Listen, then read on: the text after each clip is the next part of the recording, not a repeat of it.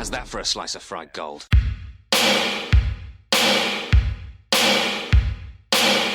think this is a fucking costume? This is a way of life. I'll be back. Just a flesh wound. I'm not gonna hurt you. I'm just gonna bash your brains. Take your sticking paws off me, you damn dirty ape! I'm sorry, Ben. I'm afraid I can't do that. It's alive! It's alive! It's alive! I guess everyone's entitled to one good scare, huh? Well, hello, and welcome to Cinema Shock. It's the podcast exploring the stories behind your favorite cult and genre films. We do all the research so that you don't have to. We're the three milkheads telling you everything you need to know about your favorite movies and the people who made them, so that the next time you're caught up in a nerdy movie conversation, not only will you know what's going on, you might actually be the expert. I'm one of your hosts, Gary Horne. I'm another one of your hosts, Justin Bishop. And I'm writer-comedian Mr. Todd A. Davis. Today's discussion begins with Mary Alice Young, a seemingly perfect housewife who commits suicide, fearing that a dark secret involving her, her husband, and their son would be exposed. Mary's closest friends, Susan, Lynette, Bree, and Gabrielle, who all live on Wisteria Lane, try to find out the reason for her suicide while trying to deal with the problems of their personal lives. And I think I watched the wrong thing. I think you watched Desperate Housewives there, Todd. Okay, I think a right. lot of listeners just canceled, like just stopped the thing. Like, what am I listening to again? Well, stay tuned for what's bound to be another entertaining discussion as we continue our look at the life and career of John Waters in our third episode of our series titled Divine Filth.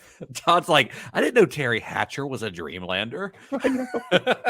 Wait, is Desperate Living, is that like a Desperate Housewives. He's doing a Desperate Housewives bit. Yeah. Okay. And now that we've explained it, Yeah. Gary, let's cross our fingers that he keeps that bit up the entire episode, though. damn it. I had the thought, it was like, should I just pull a bunch of Desperate Housewives quotes? I wouldn't know because I don't think I've watched a single minute of that TV series. That's why it took me a second. Because not only is it something I've never watched, but it's also a show that is dated at this point, I would think. Well, yeah, right? and also I only knew because several times when I was like doing research for this episode and I typed in desperate to Google, the first thing that popped up as it like auto-populated was Desperate Housewives. So I just kept seeing it over and over. So it's in my brain. Yeah, It's interesting in my brain here. Anyway, so the success of Pink Flamingos and Female Trouble created new opportunities for several of the cast members of John Waters' regular ensemble, the Dreamlanders. Edith Massey, we talked about this a little bit in our last episode, but Edith Massey started doing some public appearances, and she used her Baltimore thrift store as a sort of unofficial headquarters for her growing fan club. Divine, on the other hand, was using his newfound fame to craft an acting career for himself outside of John Waters' films. And in April of 1976, made his stage debut in the off-Broadway show Women Behind Bars, where he played a lesbian prison matron. Unfortunately, Divine's contractual obligations to that show meant that he had to reluctantly bow out of Waters' next film because the show was going on like a national tour, so he was going to be unavailable. So without his regular leading lady, Waters would have to find new leads for his next film, a movie that he called A Movie for Fucked Up Children.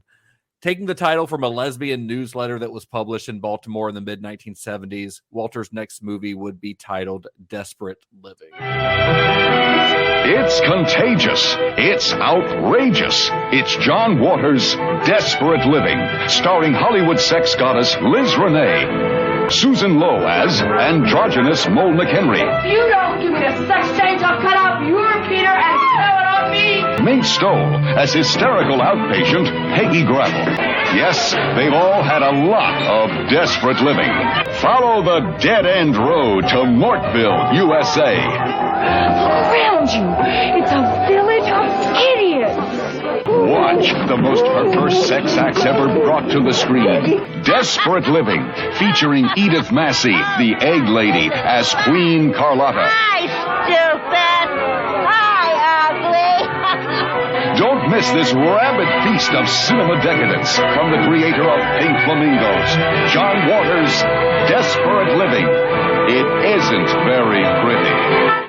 As long as you listen to Cinema Shock, you must always consider me your spoiler warning. And if you ever see me on the streets, fall to your knees and shout, "I honor you, writer-comedian Mr. Todd A. Davis." I will not do that. Never. Let's talk for a second. I know we're going to talk about specifically part of this later on in the filming stuff, but that intro, at least John Waters finally did something interesting with his interest. He doesn't have anybody working on these movies, but I swear to God, it always feels like there's like a 10-minute opening credits for these movies. And I don't know why he keeps doing that. And He just likes, finally he just this likes time it. he did something. Yeah. You mean did something with the credits? Yeah, he did something like at least there was something to watch this time. Yeah, as opposed to like Pink Flamingos where it was just on like a shot of the trailer. Well, I mean, in Female Trouble, he had an entire theme song playing that was about the movie, which I thought was great. He did add the theme song. Yeah, I mean, granted, there's nothing necessarily going on screen other than people's names and stuff, but that theme song is enough to keep your attention, I think. But yeah, this time he had like a mapped out opening credit sequence, and yeah, we'll get to how they achieved that opening credit sequence here in a bit. So a John Waters film without dead animals, you got to have those in there. got to throw them in somewhere. Waters would later describe Desperate Living as, quote, a monstrous fairy tale comedy dealing with mental anguish, penis envy, and political corruption. Its target audience is very neurotic adults with the mentalities of 8-year-olds. This quote makes me feel so much better about myself, honestly. All right, wait, because you're not a fan of the movie, so you feel that you don't have the mentality of an 8-year-old? Is that what you're saying? It's just so funny because, like, I mean, this kind of gets ahead of, how we normally do our discussions, but like the whole time I was like, okay, who is this for? Who is this for? And as I started reading your notes earlier today, I was just like, oh, okay, well, all right, so it's not me. Okay, I got it. I thought it was because you're dealing with a lot of mental anguish and penis envy. Listen. I am in a good standing. I have a great relationship with my penis, Gary. So there's no issues there, none at all. All right, fair enough. He definitely says in the commentary that a huge part of it for him was just making fun of fascism. Yeah, which he definitely pulls off. Right. The Desperate Living is by far Waters' most ambitious film to date, and one that he couldn't simply film on the streets of Baltimore. Although it was budgeted at $65,000, which is more than twice what Female Trouble had cost, the sheer scope of Waters' script for this one meant that every single dollar would have to be stretched even further than usual, making for one of the most difficult shoots of his career so far. In Female Trouble, Waters had started kind of inching towards making a quote-unquote real movie, utilizing a semi-professional crew from the nearby University Film Department. And then with Desperate Living, he would make even further strides towards legitimacy, using some decent technical equipment for a change, and a crew that actually had somebody in charge other than himself. He actually, delegated in this case. In this case, the crew was headed by Robert Mayer, who joined John's Dreamland crew as the sound editor, or the sound recorder rather, on Female Trouble. We talked about him a little bit in our last episode, but by Desperate Living, he had pivoted to the unit manager job, which he actually is a job that he performed in addition to being the sound recorder, which if you read Bob Mayer's book, sounded like he definitely regretted taking on both of those jobs at the same time. It is a lot for one person to do. After Female Trouble, Mayer had quit his job at the university and had got a job at the local public TV station there in Baltimore, where he met a guy named Tom Loiseau. Loiseau? How do I say that? Loiseau? I think Loiseau. Yeah, that looks to be about right. So the two became friends, and Loiseau filmed a movie called A Love Letter to Edie, which was Mayer's short film about Edith Massey. When it came time to start planning Desperate Living, Mayer brought Loiseau along with him, and Loiseau would become the film's director of photography, which is actually the first time that anyone had held that title on a John Waters film. It's hard to get him to get like personal about stuff sometimes. Like he has fun stories about things, but this was interesting in a few different places, the commentary and some interviews I saw, that it points out in different places, like, this is the first script I didn't write on pot. He said, most my other movies were written for potheads, and while I was on pot, he said, I wasn't. Here, he said, actually, Desperate Living is not my most joyous movie I've ever made, and I was not at my happiest point in life. He said, it's certainly darker, and he's like, in watching it back, it feels very grim.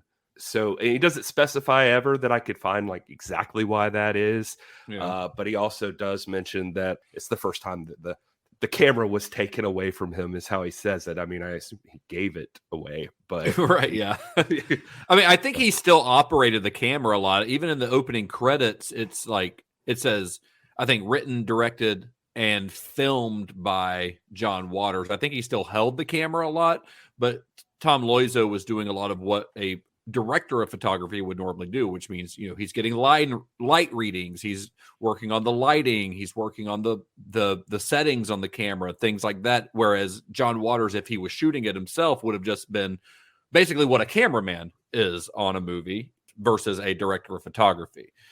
So I think that's where the distinction comes in.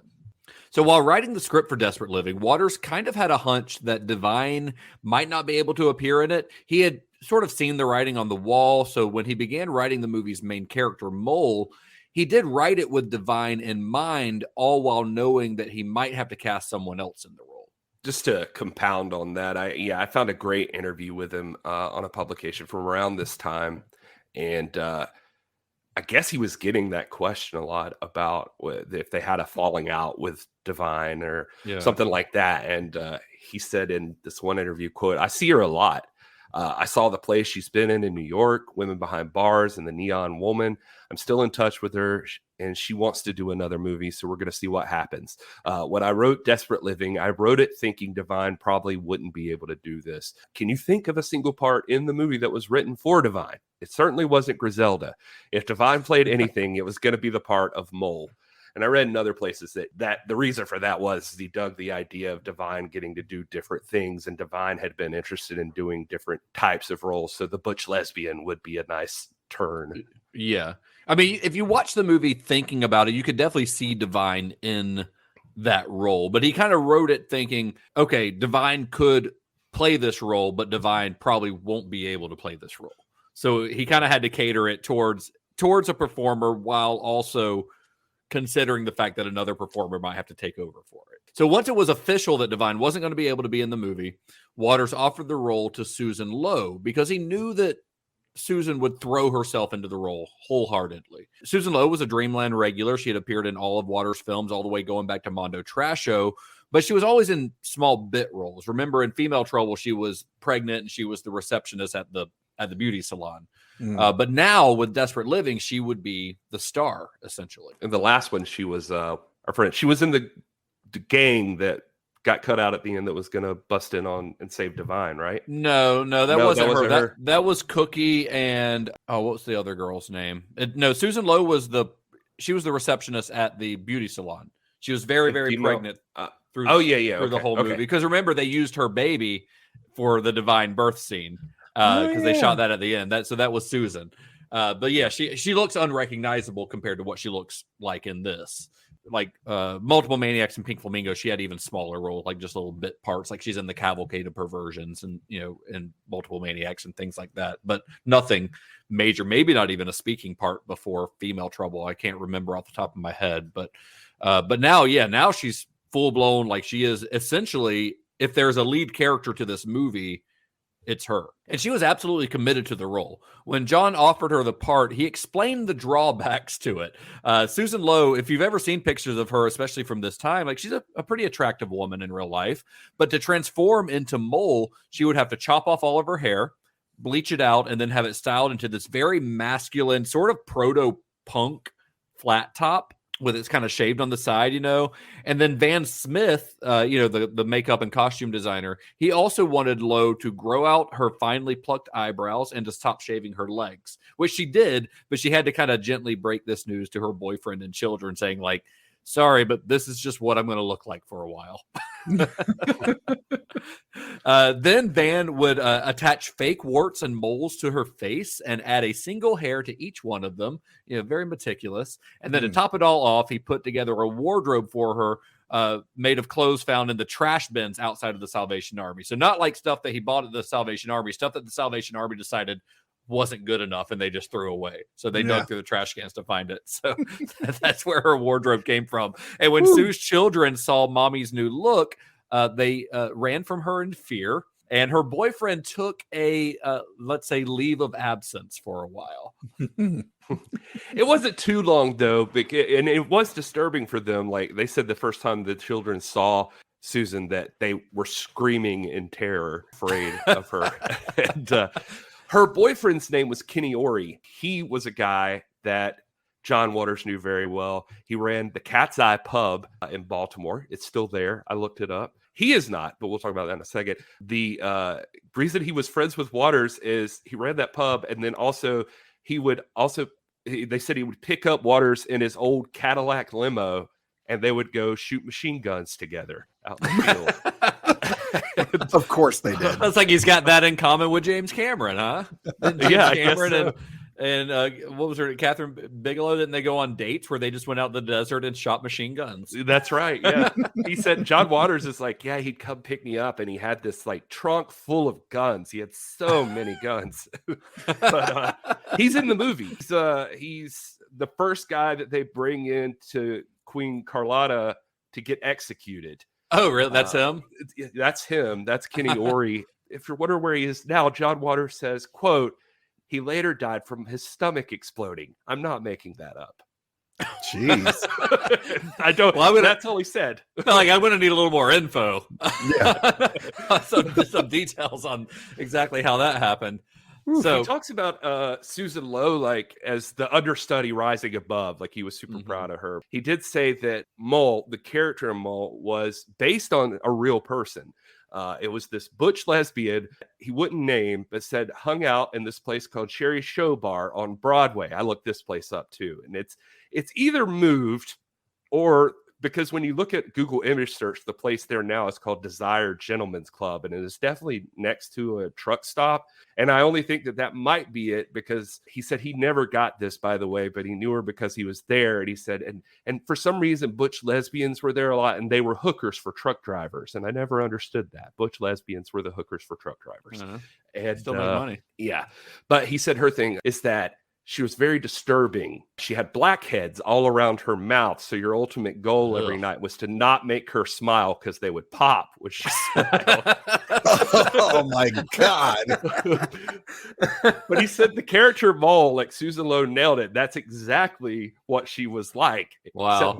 Except Mole was not an alcoholic. I think Susan Lowe is super fun in this. I mean, she's clearly like not like a trained actor, like she's playing it comes across very, and you can say this about performances from a lot of people in most of these movies, very like school play, like we're playing to the rafters kind of thing. But that's also John Waters' direction, because if you hear stories about him, like, they do these meticulous rehearsals, and he basically plays out the part to everyone, and they essentially ask them to mimic the way that he's playing the part, and he just wants everything super over the top and everything. So they're kind of doing what he wants them to do, but yeah, they're playing it very broad and very big.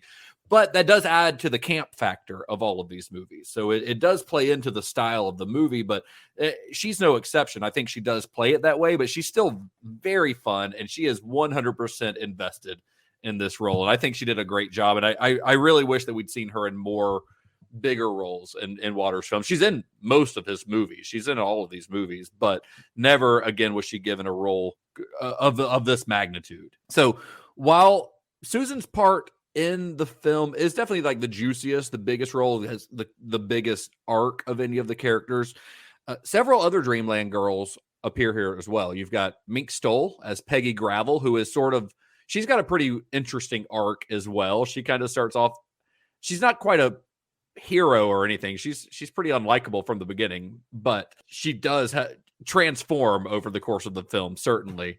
And she is also fantastic in this, especially in the opening sequence in this with her yelling at the children who are playing baseball outside in her yard. Just cracks me up every single time. The line, "Tell your mother I hate her, tell your mother I hate you," is the funniest fucking thing to me. Because it's what I want to yell to most kids anyway, I guess. But she's definitely unhinged in this movie, and I've slowly like fallen in love with Mink Stole. But that communist daycare center, I never knew this. It's weird. I think we mentioned Marilyn Manson once before, but he has a song called "Misery Machine," and that rant is in that song. Oh, is it really? Yeah. Wow. So you've got Mink Stole here. You've got Mary Vivian Pierce. She plays Princess Cuckoo. Cookie Moeller plays Flipper, who is the like stripper with like one arm. And Marina Meelan, who I don't think we've talked about here, but she had small parts in really all of Waters' films, going all the way back to Eat Your Makeup. But here she plays Shina, who is one of, I think she's like Cookie. She's one of the lesbian revolutionaries. And of course, there is Edith Massey as the film's number one villain, Queen Carlotta. Do you ever notice that Edith doesn't walk very much in these movies? She doesn't need to. She's got guys willing to carry her around. Well, she's carried around on a cot here. She's in a bird cage in Female Trouble, Playpen, and Pink Flamingos. I figured this out because I was just like, this is so weird. And according to John Waters, quote, "That's because she can't walk and do dialogue at the same time." As a matter of fact, when she's rehearsing the lines, sometimes she'll say, "I went across the street. Edie picks up gun and I." So she memorizes stage direction. Yeah, that are in parentheses. Yeah, she says those two. Oh boy, she just says the whole thing. So I just always figure it's easier if she just gets carried around in this one. Yeah, I think the only time I can think of her walking in Female Trouble is when she's walking by Divine's apartment and Divine throws a fish at her. But of course, she doesn't have any dialogue during that. But yeah, I read something similar to where she has a very hard time memorizing dialogue in general. And John Waters gives her a lot of dialogue, especially in this and in Female Trouble. She's got like long passages of dialogue.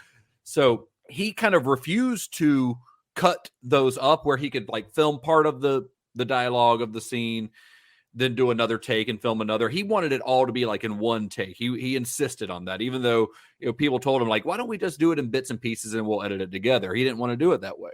So Edith would, in order to learn her dialogue, because her continuously messing up her lines meant that she was wasting film, which on a movie that's super low budget, that's a big chunk of the budget.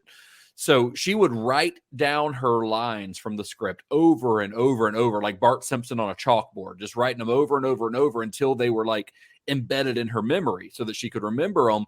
But when she wrote them down, she would also write down the stage direction.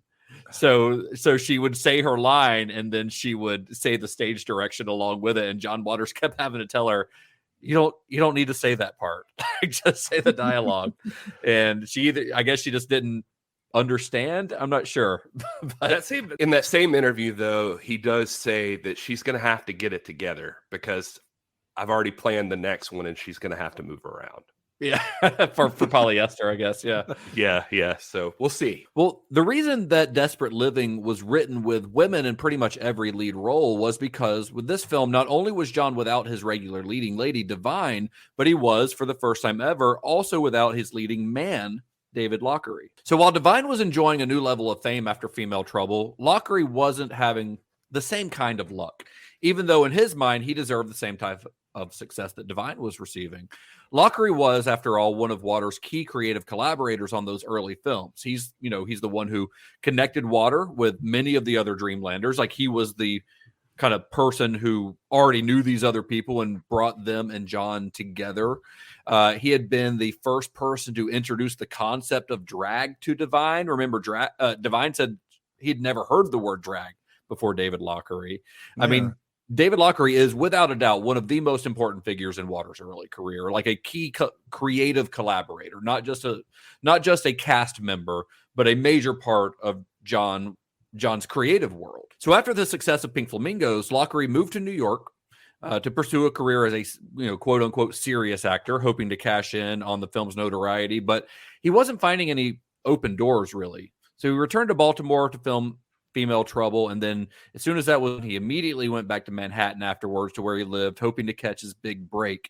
So over the past couple of years, with the release of Pink Flamingos and Female Trouble, he had made note, in his mind, he had made note of all the lines around the block that people were lining up for these movies and all the press that Waters films were receiving, all the buzz that they were receiving. And that kind of stoked his ego. And he expected his phone to be ringing off the hook with movie offers. He expected his mailbox to be overflowing with royalty checks.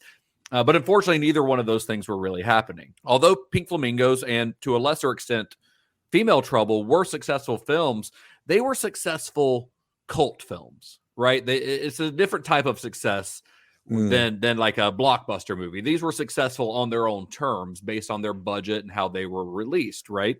They weren't making millions and millions of dollars for anybody. And a lot of casting directors and producers, they didn't see these Dreamland players as like real actors. They were novelties. They were John Waters actors, not real actors, Yeah, so people, they none of them were really getting cast in roles outside of John Waters films. And quite honestly, most of them didn't have a lot of desire to do that. Like Mink Stoll, Mary Vivian Pierce, I think they were pretty content just to work with John.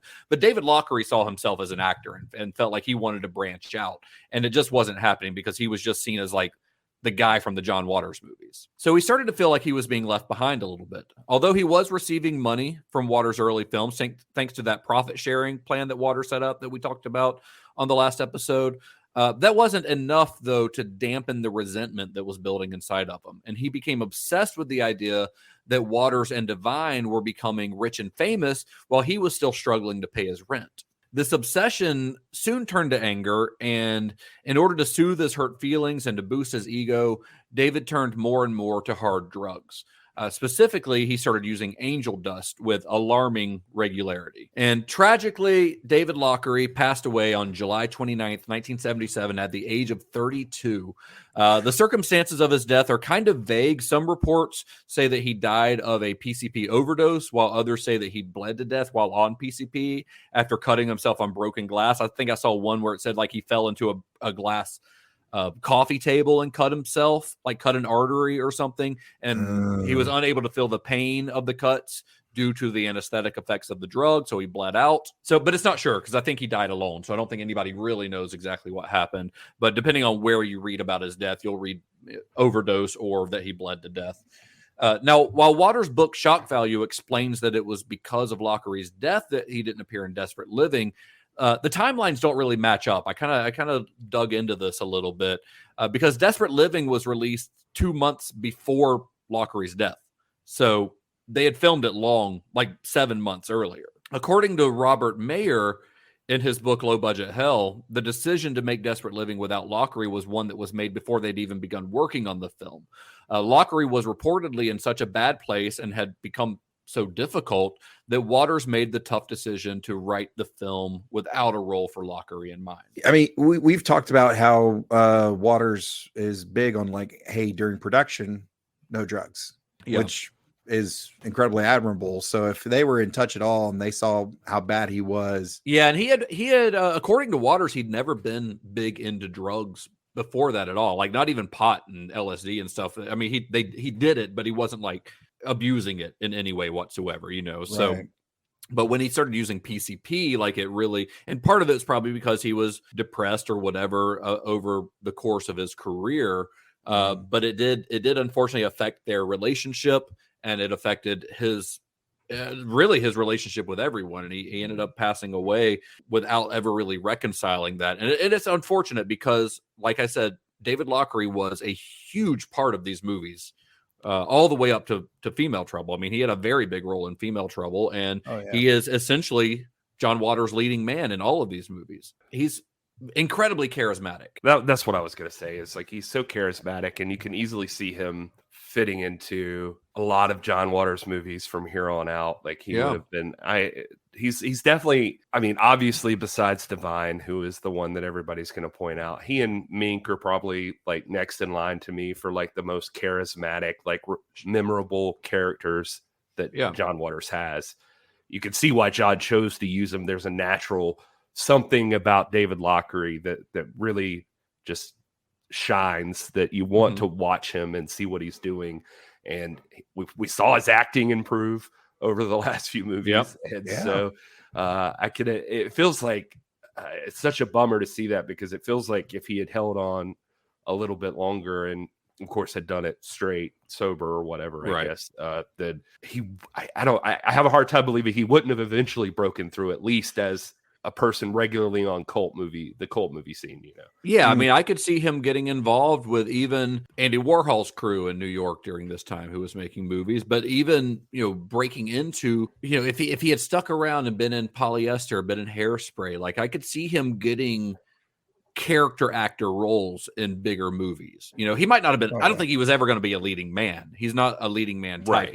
He's a quirky character actor type. But I think that had he been able to hold it together and get his shit together and get off of drugs, then I absolutely think he could have had a pretty lucrative career as a working actor going forward. But it is really a bummer, honestly, that he wasn't able to do that. So there are a few other Dreamlanders in the cast in Desperate Living, other than the women that we mentioned already. You've got Ed Piranio, Channing Wilroy, George Figgs. They all have pretty small roles. George Figgs memorably completely naked for his entire role in the film. I think he's the nudist. He's the nudist janitor that Princess Cuckoo's at. What's his name? Like Herbert or something like that? But so they're all in the film. A lot of dick in this movie. A lot of dick in this movie. But and I think when I texted you about this movie, that was my description. Is like, there's a lot of dick in this movie. There's a lot, more so than any other John Waters movie. You said, I believe it's a wrestling movie, and you sent me that image. It's a wrestling movie, and it's a John Waters movie, and a lot of dick or something like that. But there are several other roles in the film that were going to be cast, or going to be filled rather, with newcomers. You've got Sharon Neesp, who is the longtime girlfriend of Cookie Muller. She appears here as Shotzi, one of Flipper's lesbian revolutionaries. Shotzi's the one who is caught in the car with the little person that Cookie catches in the car. That's Sharon. So she'll pop up in small roles in a couple of other Waters films later on. There's also Joe Trabert, better known and actually credited as Turkey Joe, who appears in a small but I would say very memorable role as the motorcycle cock. I said cock. Just when you think there couldn't be any more dick in this movie. Ladies and gentlemen, Justin Bishop. That was a Freudian slip of some sort. That was, yeah. Anyway, Turkey Joe plays the motorcycle cop, also known as Sheriff Shithead. Interestingly enough, the only guy who doesn't show his cock in this movie. So there you go. He sure shows a lot of nice little lingerie, though, doesn't he? Yeah, he really goes for it there. And it's especially like looking back on it now for that guy. I wonder how he felt in his later years, because Turkey Joe, at this point, he was a bar owner, Fells Point Bar, which was part of Baltimore, I guess the neighborhood in Baltimore. Fells Point is the neighborhood where like John lived. Initially, it's where they filmed a lot of this movie, actually. George Figgs, like all these guys lived in Fells Point, which was a ghetto. Basically, at the time, Fells Point's like apparently, I've not been to Baltimore, but Fells Point apparently now is a very hip neighborhood. But back in the 60s and 70s, it was like you read Bob Mayer's book about this when he's living in Fells Point, and it sounds like he's living in Times Square in 1970, where like he just like people are getting robbed outside his door all the time. Like it is a dump. His bar, I guess, was pretty safe because apparently it was super popular for politicians and cops and that kind of thing. He was a big history buff. Apparently he was the guy that like could tell you everything about Baltimore, especially from the 50s on. He knew every little detail about every little place. And so all these people hanging out there, I assume it was the nicest bar that the Dreamlanders ever frequented, but I didn't see it. So I still don't know how he got his nickname. Turkey Joe. He loved nicknames. Yeah. He loved nicknames apparently. And he said that he had like the best recall of anybody they've ever known, and he could recall like every patron that ever came in the bar. And so he gave every patron a nickname. Maybe that was part of his process or something, but he would announce you when you walked in. There's Smiling Todd Davis. Maybe he just liked turkey. Like somebody know. saw him eating a turkey sandwich one day, and just like, oh, Turkey Joe over there, and they just stuck with it. He just liked that one. But because of his Baltimore knowledge, he later becomes like a film locations expert for the area, Nice. and later becomes the film commissioner of Baltimore. Oh wow! Whilst wearing lingerie, I assume. But, underneath his uniform, yeah. But he passed in 2019, so R.I.P. Turkey Joe. I assume on his tombstone it says something like, "I wish I could fit my whole head in your mouth so you could suck out my eyeballs." Now it's time for that mouth. You find out a lot of these guys, like a lot of these people in these movies are like bar patrons or bar owners around the place. Like, I guess they just know them for all that stuff, or they're Pat Moran people. I mean, like, there's people like the guy who dies from Griselda sitting on his head, the husband. Yeah. He was like a fanzine guy apparently for a long time, and that dude's still working now. He's in like all kinds of B movies. Oh wow! But like a lot of people are like somehow connected to Pat Moran in a lot of ways. The two naked kids, by the way, could be controversial now. I'm not sure how you deal with kids. The boy is Brooke, who is Pat Moran's son, and he's like now still working in Hollywood. He's a prop master on like a ton of movies. He married Tracy Lords later on. So I assume that would come up later in John Waters' career. John Waters says he doesn't know who the little girl was. He never saw her again. Like, he said her parents were really nice and they brought her over. They explained the role. Like Mink wasn't even in the room. The parents were there and he was there. But like, they did that part and she was paid $20. He wrote her a check for $20 and she never cashed it. And he never heard or saw her again. So I don't know. So weird. I don't think we've talked about Pat Moran enough. I mean, we talk about her a lot, but like Pat Moran really is John Waters' like right-hand man. She is essentially his production manager on this one. She is essentially his second unit director or assistant director, I guess would be a better term. But Pat is responsible for a lot of the casting in these movies that aren't any roles that aren't like the people that they were already friends with. But that's something that she turned into a career. Like, she became a casting director, like a big time casting director for pretty much every big production that comes through Baltimore or Washington, DC, which is nearby, So like one of her big breaks was Homicide: Life on the Streets. She did all the casting for that. She did Enemy of the State, with Gene Hackman and Will Smith. She did The Wire, all kinds of stuff. Blair Witch 2. Anything that's like in Baltimore, she is the casting director. She's won Emmys for it. She did Spielberg's Lincoln. She was the casting director because there are big chunks of it that are shot in Maryland. So, when you're talking about people who have worked on John Waters movies who have like turned it into like a career, Pat Moran has become like an incredibly successful casting director in Hollywood, but while still maintaining her home on the East Coast, because that's what she becomes an expert in, locations and actors and things around Baltimore because of her, getting her career started on these films, which I don't know. I think that's a really cool little success story. It's neat. And I don't, recall seeing her in any of, I don't know, like you don't see much like with interviews with her. I mean, you can find them and but she was heavily featured on Multiple Maniacs, like in special features and stuff like that. And so there was some good stuff with her on there, but she doesn't talk much, but she seems to be like, the business end of John Waters. Like they say, like sometimes the creatives like have an idea and then they need a business manager. She almost reminds me of that a little bit. Not that she's managing his business, but that she just like makes things happen for him. Well, yeah. I mean, John Waters himself, as I mentioned on the last episode, he's an incredibly skilled businessman.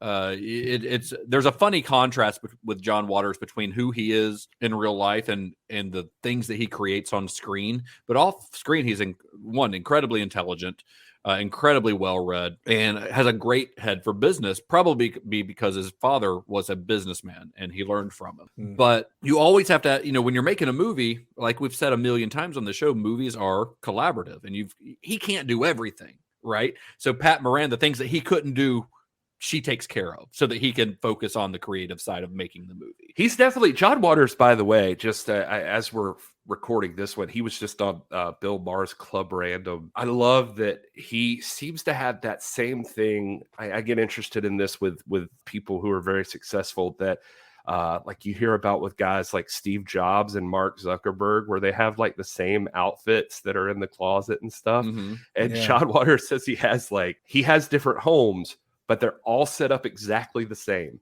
They all look exactly alike. And he has like similar outfits. He's like, I have like 7 pairs of underwear at each location or something like that. Like he's describing it. He's just like, I just don't want to have to think about all that. Yeah.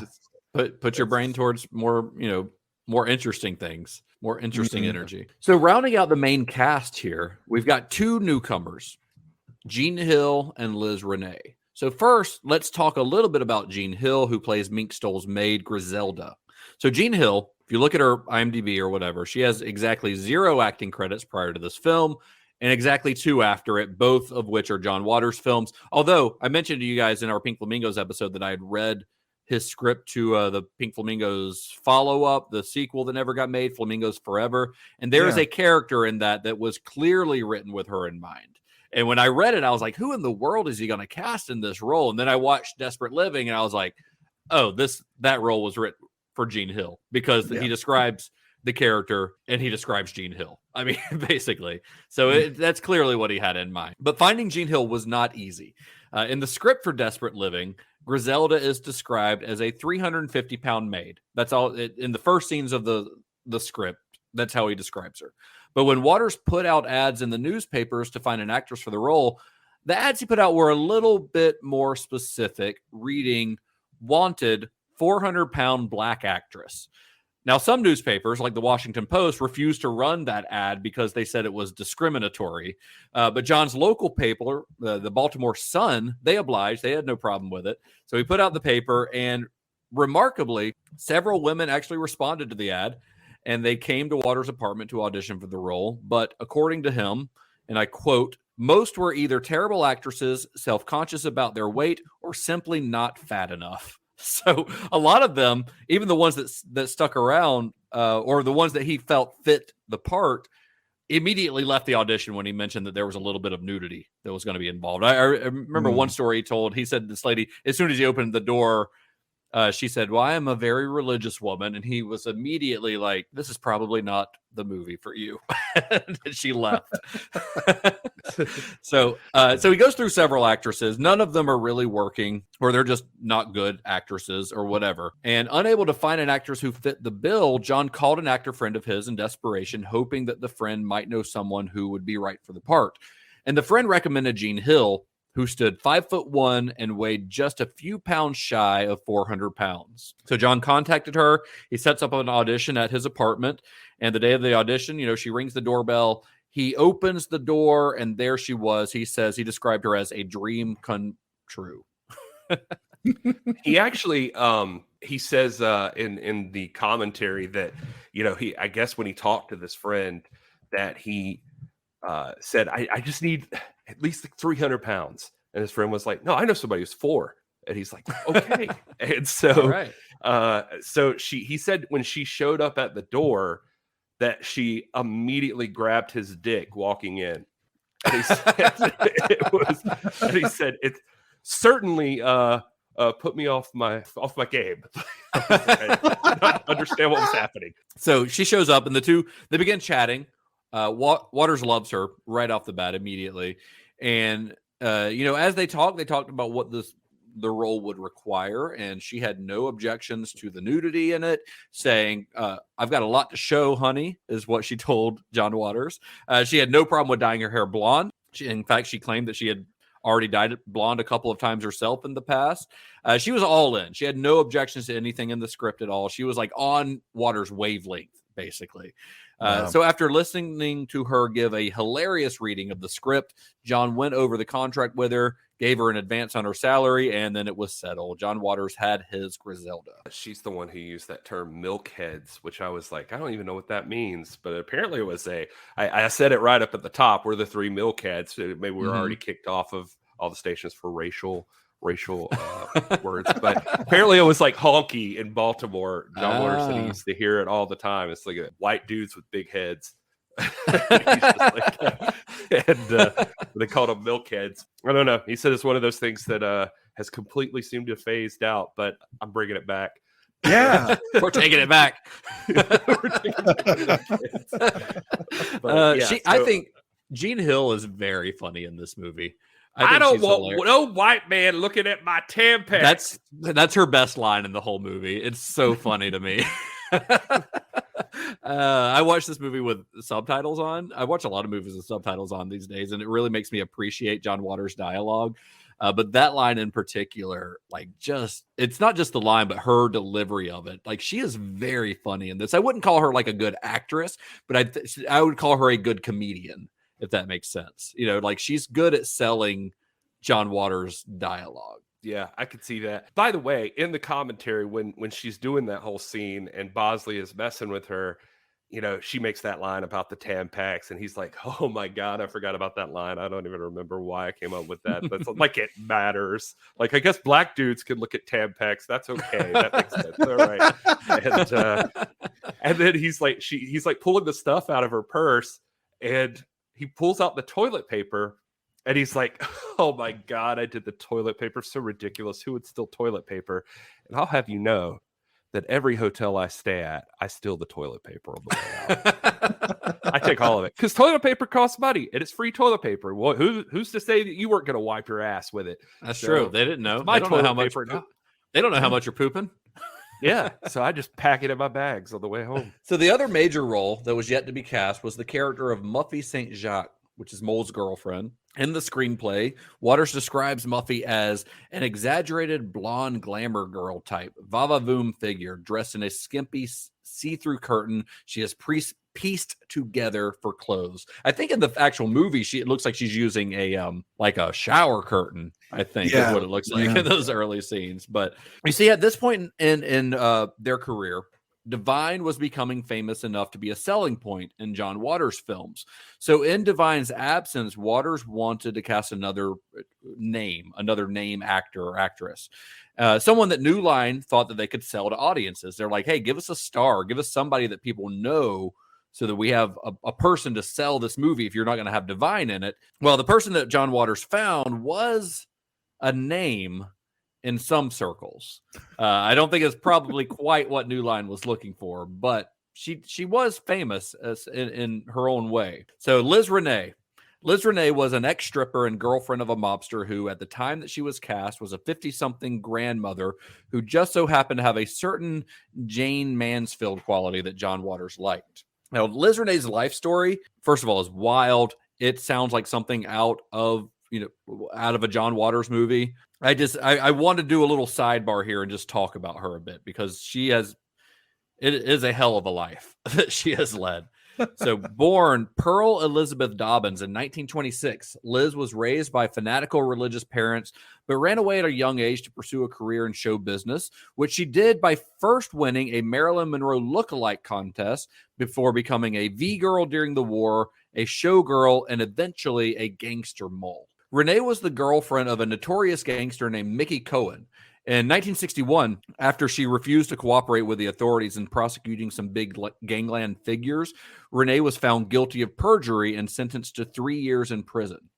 So while in jail, she began writing her autobiography, which was called My Face for the World to See, which was published in 1971 and became a bestseller, finally thrusting Liz into the limelight that she had always craved. After she had been released from prison, she became a burlesque queen, traveled all around doing shows. Then she gained more notoriety in 1974 when, at 47 years old, she streaked fully nude down Hollywood Boulevard. And it was her biography, or her autobiography rather, that put Renay on John's radar after he received a copy of it that had been gifted to him by Pat Moran as a Christmas gift, and he immediately loved her. She has a John Waters type personality. Very humble, this Liz Renay. I think in one of her books, somewhere in there, she describes herself as perhaps the most beautiful woman of her time. So, she does put perhaps in there, so she does. She says in the commentary, she was like, Yeah, I always, because I did a contest once and I won it. I always get compared to Marilyn Monroe, who is the queen of everything. So very cool. I always her and Dolly Parton, which I am more beautiful than by far. Oh, So okay. go get it, Liz Renay, I guess. But When he heard that Liz was stripping at a club in Boston, John raced from his home in Provincetown to see her in the flesh, so to speak. He was even more intrigued when he found out that her act was being billed as the first mother-daughter strip routine.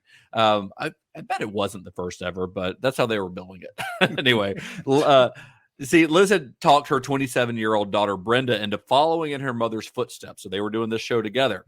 And then after watching her routine, Waters was convinced that Liz would make a great addition to his cast. he looked at Candy Barr, was the other burlesque entertainer he had considered at the time, but she was just an angry lesbian, he says. So he went with her. And this meeting, by the way, was completely by chance. Like, Waters says he was in Boston for something else and wasn't even thinking of her, but he had read that book, and then he just happened to see she was performing and doing the mother-daughter routine and went in to see her. Liz Renay had very little acting experience before this.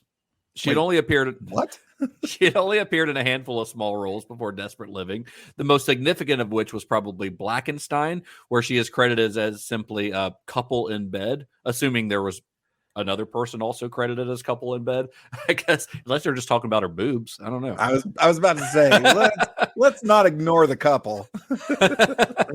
But her lack of experience was actually a plus for Waters because it meant that she wasn't a member of the Screen Actors Guild. And the reason that this is important is because Desperate Living, believe it or not, was not a union film. See, hang on. What? If a movie is a union film, then that means that every actor who appears in it has to be paid at least the guild minimum. And if an actor is a union actor, then they are forbidden to work on non-union films, or they could get fined. So basically, that means that if they had cast a union actor in the film, then it becomes a union film. So everyone has to be paid union fees, and then the budget of Desperate Living triples just by doing that. So. Oof. So it was a plus that she wasn't. Well, she may not remember that she has a SAG card, but I definitely heard from her own lips that she tells a story about this great moment when she first left home. She went to Arizona it was like Mesa, to see what a film set looked like. It was a movie called Sound of Fury with Frank Lovejoy and Kathleen Ryan and Lloyd Bridges. And she was there, and to hear her tell the story, basically, when she got there, she was immediately swarmed by the casting people that they wanted her in this movie. And she explained, no, I'm just here to see the film set. And I think she was like 15 at this time, or like a little, or maybe it was right, I guess, whatever age you just said that. But she's like, I'm too young, and I'm not a part of the guild or anything, and blah, blah, blah. They were like, well, we'll take care of that, and said that they sent somebody overnight, got her a SAG card so that she could be in that movie. Wow. And so she's, I guess, just an extra in the movie, but also on the set, Life magazine was there to talk to Lovejoy, and instead became infatuated with her. And she ended up with like a 5-page spread in Life magazine called Pearl's Big Moment. And Lovejoy ended up with like one picture in that spread that is just captioned "Pearl meets the stars." And, wow. But maybe that's why. Maybe that her SAG card says Pearl, and she ended up changing. Well, also, like, if she got that when she was like 15, or when she was, I mean, this is 30 years later, 30 plus years later. True. So, I mean, your SAG being a member of the guild, I don't think it's not permanent. You have to be consistently working in order to maintain your membership. Yeah. So if she wasn't consistently working over the years, then it would have expired, and she would no longer be a member. She hopped around into a lot of different stuff there. Like, she's one of those people that just made it happen. And then she talks about getting derailed with the gang stuff. Like, she was the whole going to prison thing.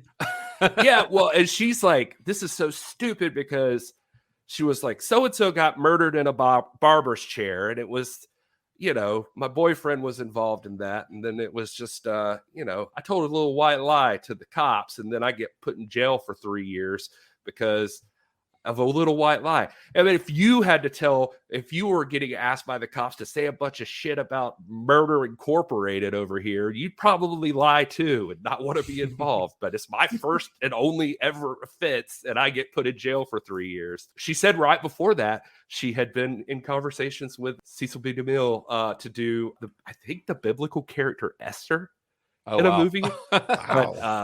But he also died like the day she got indicted or something. So, well, I mean, to her credit, she turned that whole going to prison thing into kind of a career booster, because that's when she wrote her biography, and that's when she kind of became actually famous, is when that book came out. So oddly enough, her short stint in prison probably gave her a career boost that she would not have received otherwise. Yeah. I think that my face for the world to see, if I'm not mistaken, is a line in Female Trouble. Like I remember reading that too, and I don't recall the line in Female Trouble, but it was something that Waters had used. And it's also the name of Candy Darling's autobiography. Candy Darling was a member of Andy Warhol's Factory crew who was in a lot of Andy Warhol's movies. Her autobiography, I think, is also called My Face of the World to See, and I'm not sure which one came out first, honestly. So anyway, John Waters goes to see Liz at this show, and in between sets at this striptease, he approached Renay and asked her if she'd be interested in making a film with him. She wasn't familiar with any of his work, but she did give him a business card and suggested that he contact her in Los Angeles to discuss it. And on his next visit to LA, John and Liz, he contacted her. They set up a meeting. They had a lunch meeting at the Brown Derby because John Waters thought that was a fun, like very stereotypical place to have a Hollywood meeting. So they went to the Brown Derby, where Liz arrived wearing a pink floor-length evening gown that was cut like in the middle down to her waist. And Waters describes her in his book saying, her face was incredibly beautiful and her cleavage was mind-boggling. So the first thing they discussed when they started having this meeting was Renay's salary demands, which John agreed to. Then she explained that she would not perform any sex acts in the film, and John assured her that he was not making a porno, although he was deliberately vague about the plot since he wasn't yet sure about her sense of humor. She agreed to do the part, but the budget would only allow her to be in Baltimore for 3 weeks, so they would have to actually shoot around her scenes and rehearse the entire film without her. I think she got paid about $10,000 of the $65,000 budget just for 3 weeks worth of work. So she was a big part of the budget for this. John avoided giving her the script before she arrived, worried that she might get cold feet if she read the whole thing. So he had kind of given her some ideas of who she'd be playing. He mentioned that she'd be playing a lesbian, which she was kind of like, she was okay with, I guess, but a little, he said that when she told her that over the phone, she got silent for a little bit, but she didn't back out or anything. But he didn't go into too much detail beyond that. So he didn't really know what to expect once she showed up in Baltimore. And once she arrived, John and Pat Moran, they took Renay out to dinner, kind of schmoozed with her. And then afterwards, they went back to his apartment and did a read through of the entire script. And thankfully, their worries about scaring her off were unfounded because she laughed through the entire script reading. So she was like, on board with it. A lot of the regular Dreamlanders were nervous about Liz's arrival because it was kind of like this whole, things were getting bigger and they didn't know how it would be working with an outsider. But Liz quickly integrated herself with the cast and crew and was, by all accounts, a dream to work with. In fact, the only objection that she brought up about the script was towards the end during the scene where Mole cuts her dick off. You probably remember that scene, I would imagine.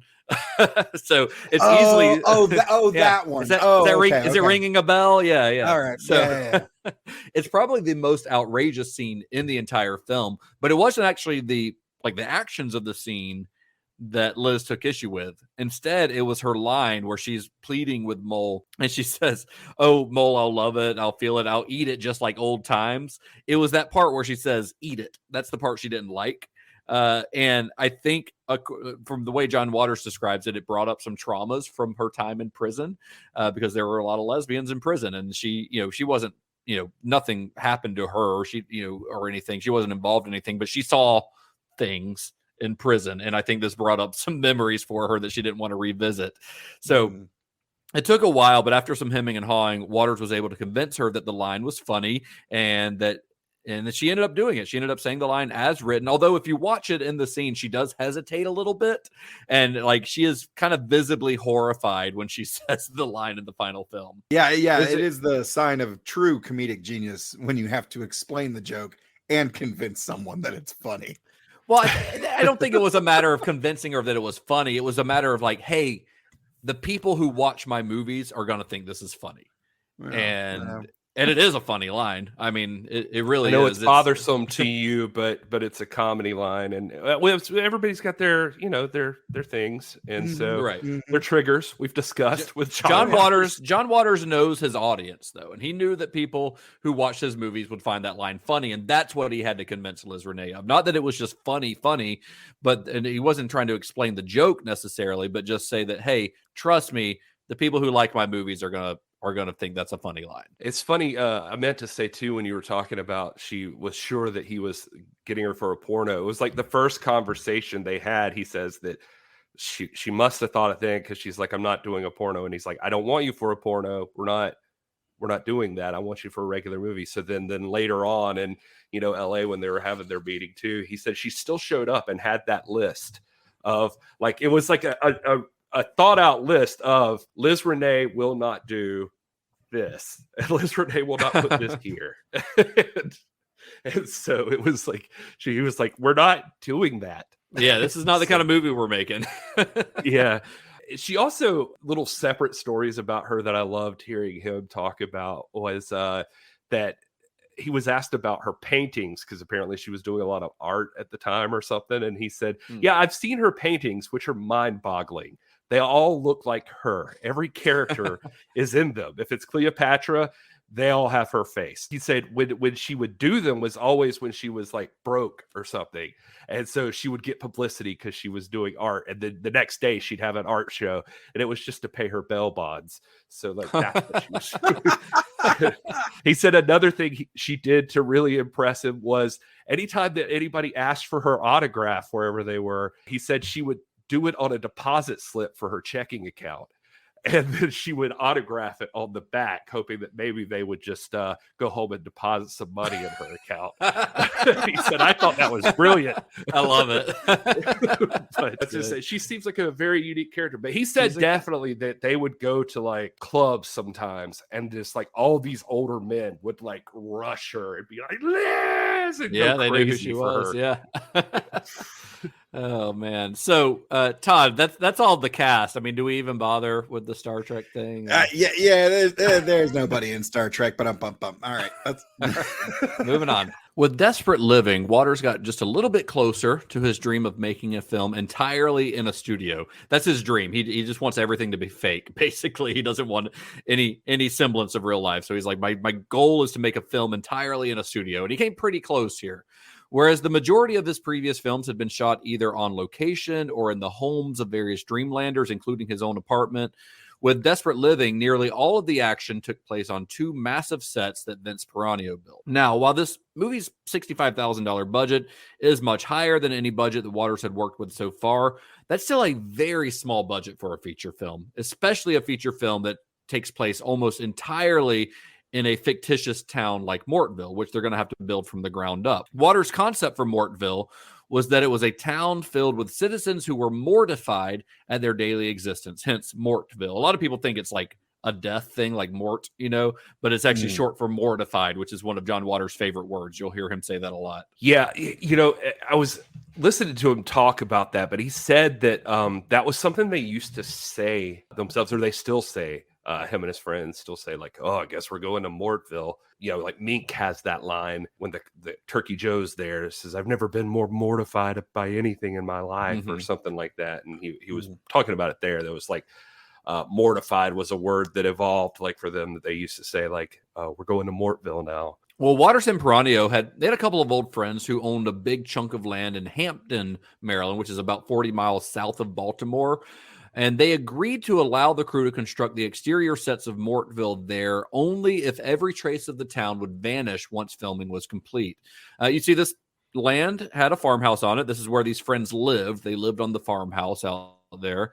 And as it was designed, they would have to drive straight through the main street of Mortville to get to their own house, which is at the top of the hill. So naturally, they wanted some assurance that this was only going to be temporary and that they wouldn't have to look at this eyesore every day for the rest of their lives. Mortville itself was made almost entirely out of garbage that Waters and Piranio collected. First, to get this garbage, the two of them started canvassing junkyards for scrap material to use, but the owners of said junkyards turned out to be a little more hostile towards these two dumpster divers and kept running them off. They kept getting run off of junkyards, so that wasn't working out. So they used another strategy where they would drive around Baltimore, and anytime they saw someone tearing something down, they'd hit the brakes, they'd get out, and they would beg the people to let them haul away the rubble.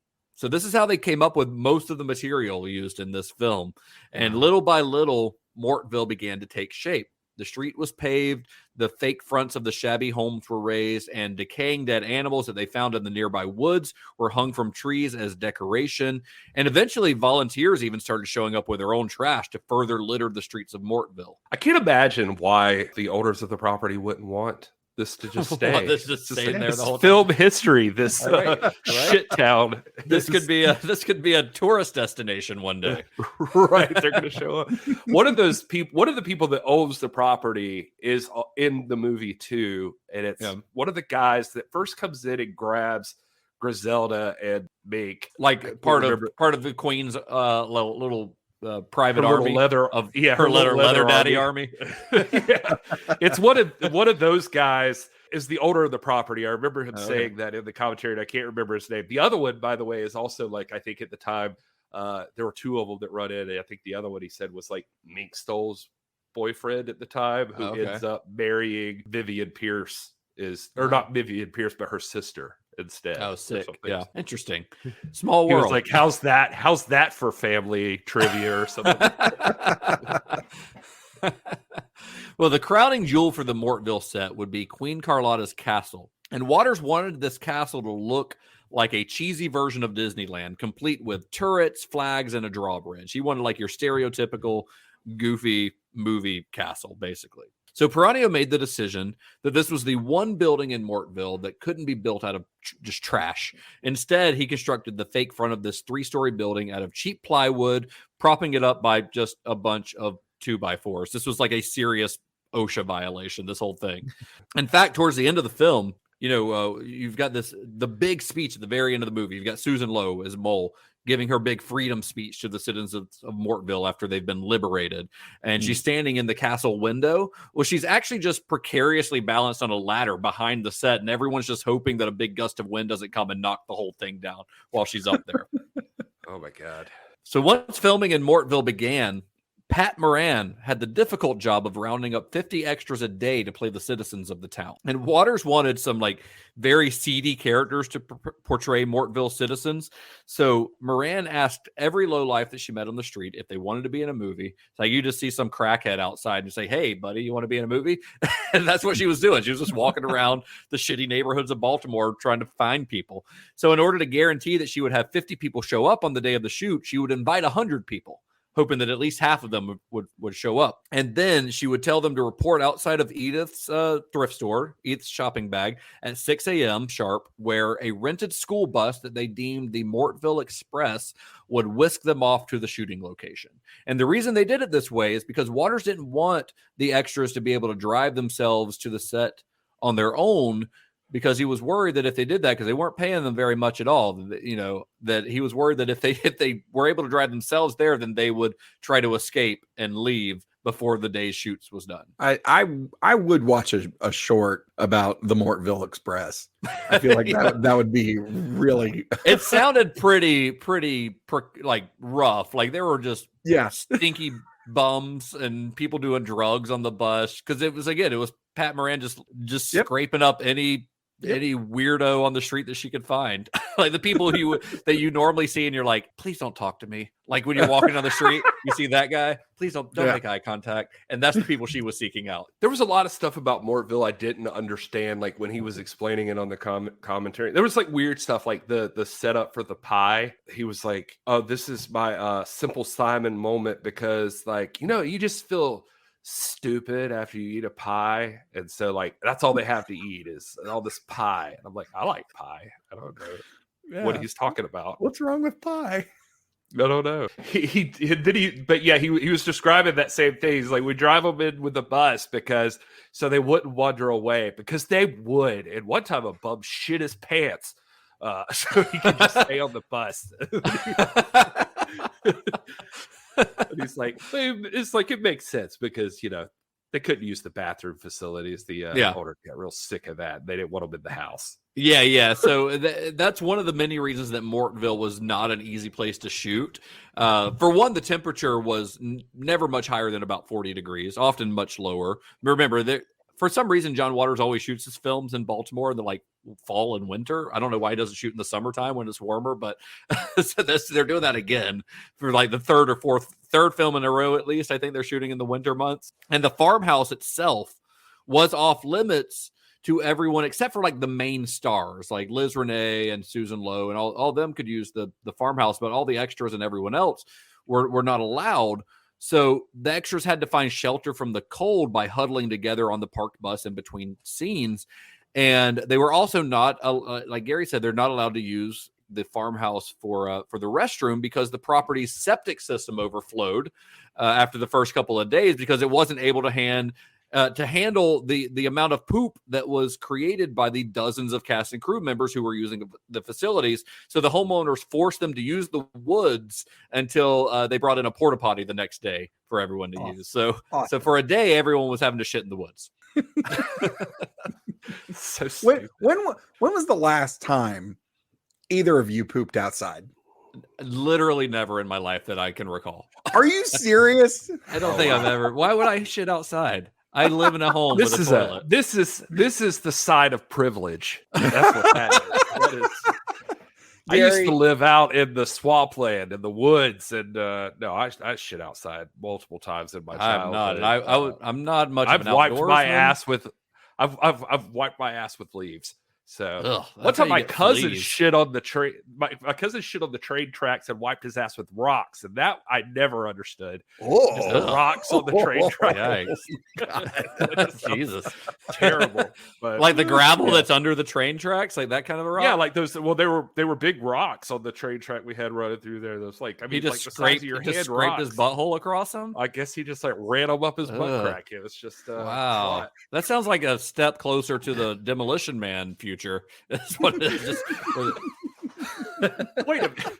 Oh yeah, like the underground people. I was like with the evening wear that walk around. They use the seashells. Taco Bell. Yeah. They use seashells instead of rocks. They only get three. Well, no, I've never pooped outside. Why would I shit outside? Yeah, there's never been you've been oh my god, I have to go. No. I will hold it until I get to a facility. No, so with the country, it's the issue of out playing in the woods or something, and then you're not going to run back to the house in time. It's coming now, and you got to do it. Yep. Well, I've never lived that far from civilization, I guess. When when I was a kid, and if I was playing in the woods, they were in the neighborhood, and if I had to poop, it was a 2-minute run back to the house. I felt like my life was pretty okay back then. I never realized how close I was to working on the set of Mortville. Right? You didn't know you were a Dreamlander back then. Oh man! So the weather also, while they were filming here, because this is all outdoors, remember, that also it just continued to be an issue. At one point, a heavy rain nearly washed all of Mortville away, to the point where they were like, "We've got to wrap this location up soon because we can't take another storm like this, or our whole set's going to be gone." So it was just like mud. Everything's mud. Pieces of the house were falling off, and they had to repair it because it's all made of cardboard and shit. Everything's made of trash. When it came time to shoot the nudist camp scene, everyone was like, please, please let us have some warmer weather. But it's November and it's in Maryland, right? So they weren't holding out a whole lot of hope that it was going to be warmer that day. The temps that day did rise to the mid 30s. So it was a little warmer than it had been on some previous days. But still, as soon as John yelled cut after a take, he would have assistants run in with blankets just to wrap up the actors. Except there's just this one old guy who just was fine. He's in the background of some of the scenes. I think he doesn't have any speaking roles, but for some reason that guy just wanted to walk around naked all day, even in between scenes. He to everyone's horror, he just like walked around dong out all day, every day. Hey, Why is that to everybody's horror? That is like the theme of this whole place. Well, yeah, but they are playing characters, but this guy was he just wanted to show it off, I guess. have you seen that terrible man on set walking around with his penis exposed? Hey, pass some of that dead rat over here, would you? Thanks. Jesus. Well, to make matters worse on set, the food sucked because they don't have catering. Obviously, they don't have professional caterers, and they and apparently nobody on the Dreamlander team was a very good cook. Liz Renay actually at one point commented that the food that she had in prison was better than what they were eating on the set there. So, all right. So we've got nowhere to use the bathroom, right? No heat, no good food. So I'm sure all the cast and crew are really looking forward to the second half of the shoot where they're going to be filming inside on interior sets where everything's going to be great, right? Yeah. Unfortunately, things on the interior sets were not a whole lot better. So for those interior scenes, the production rented a big warehouse in Fells Point in the neighborhood that we were talking about there in Baltimore. And this warehouse had no business being used for a film shoot. It was unheated. It was uninsulated. It only had one toilet, which most of the time did not work. And it was parked on the corner of a busy intersection where 18-wheelers rattled by regularly. So John Waters actually tells the story, or maybe it was Bob Mayer telling the story, where they would actually have to shoot scenes when the light was red at that intersection because they knew that they wouldn't have the sound of big old trucks rattling by. So they'd have to try to shoot a scene during red lights while they were in there. So during the shoot, walking around this warehouse, there always seems to be fake blood and guts everywhere. And because rabies, as you guys know, factors heavily into the plot, there were rats in cages just stashed everywhere around the set. So you're walking around, there's just gross blood and guts everywhere, and just cages full of rats. This is not like a fun environment to work in. It was super weird, very uncomfortable. But they did their best with what they had to work with. Inside this warehouse, Vince Peranio and his assistant, her name is Dolores Deluxe, they did their best to soundproof the building before constructing each individual set, which included the sets for Flipper's Lesbian Bar, which is maybe my favorite set in the whole movie. I think it's super fun the way they decorate it. You've got Queen Carlotta's throne room, which is very elaborate compared to what we've seen on all of these movies so far. The royal bedroom, Princess Cuckoo's chambers, Mole and Muffy's living room, their bedroom, and then the shack that Peggy and Griselda rent. That's all of those sets are being built inside of this warehouse. Have you ever heard a more perfect porn name than Dolores Deluxe? It's great. I think Dolores Deluxe was, that's not her real name. Her real name is like Dolores Deluce, I think. And Dolores Deluxe, I looked it up because she's an artist. That's like her pseudonym that she uses. But when you Google Dolores Deluxe, there was like a chain of like I don't know if they were like convenience stores or like grocery stores or something called Dolores Deluxe. And I'm assuming that's where she took her name and not vice versa. I don't think they're naming themselves their store after her. So her name was already Dolores Deluce. So she just named Dolores Deluxe from this chain of stores. I'm guessing. All right. Because I tried to find out more about her just because her name was so intriguing to me. Yeah. So I just Googled Dolores Deluxe and I'm like, oh, there's a store called that. There's a bunch of stores called that apparently. Huh. No, it makes sense. Like porn has a history of, and still to this day, actresses and actors are going to give themselves names that are relative to like something that you would know very well. And so, Diana Prince. Yeah, exactly. People don't realize this, but porn has always been very SEO friendly. little pro tip there. Well, as the shoot went on, it began to take a mental toll on the cast and crew. The shooting schedule was so relentless that some of the cast members started to go a little bit crazy while they were shooting. You remember, you know how on the previous John Waters movies, they were kind of shooting just on, like on weekends over several months at a time. They'd shoot for 3 months or 6 months or whatever, and only shoot on like Friday, Saturday, Sunday because everyone had their jobs during the week. Desperate Living wasn't like that. Desperate Living was more like a regular film shoot where they just shot it all the way through, but it was a very relentless schedule. It was a very quick shoot. So everyone's like just getting exhausted by it. And at one point, Jean Hill became so out of her mind with fatigue. And when I describe this, you'll probably remember the scene, but she picks up an actor and threw him into a wall. It's one of the actors playing one of the Leather Daddy army guys that work for Queen Carlotta when they come in to capture them.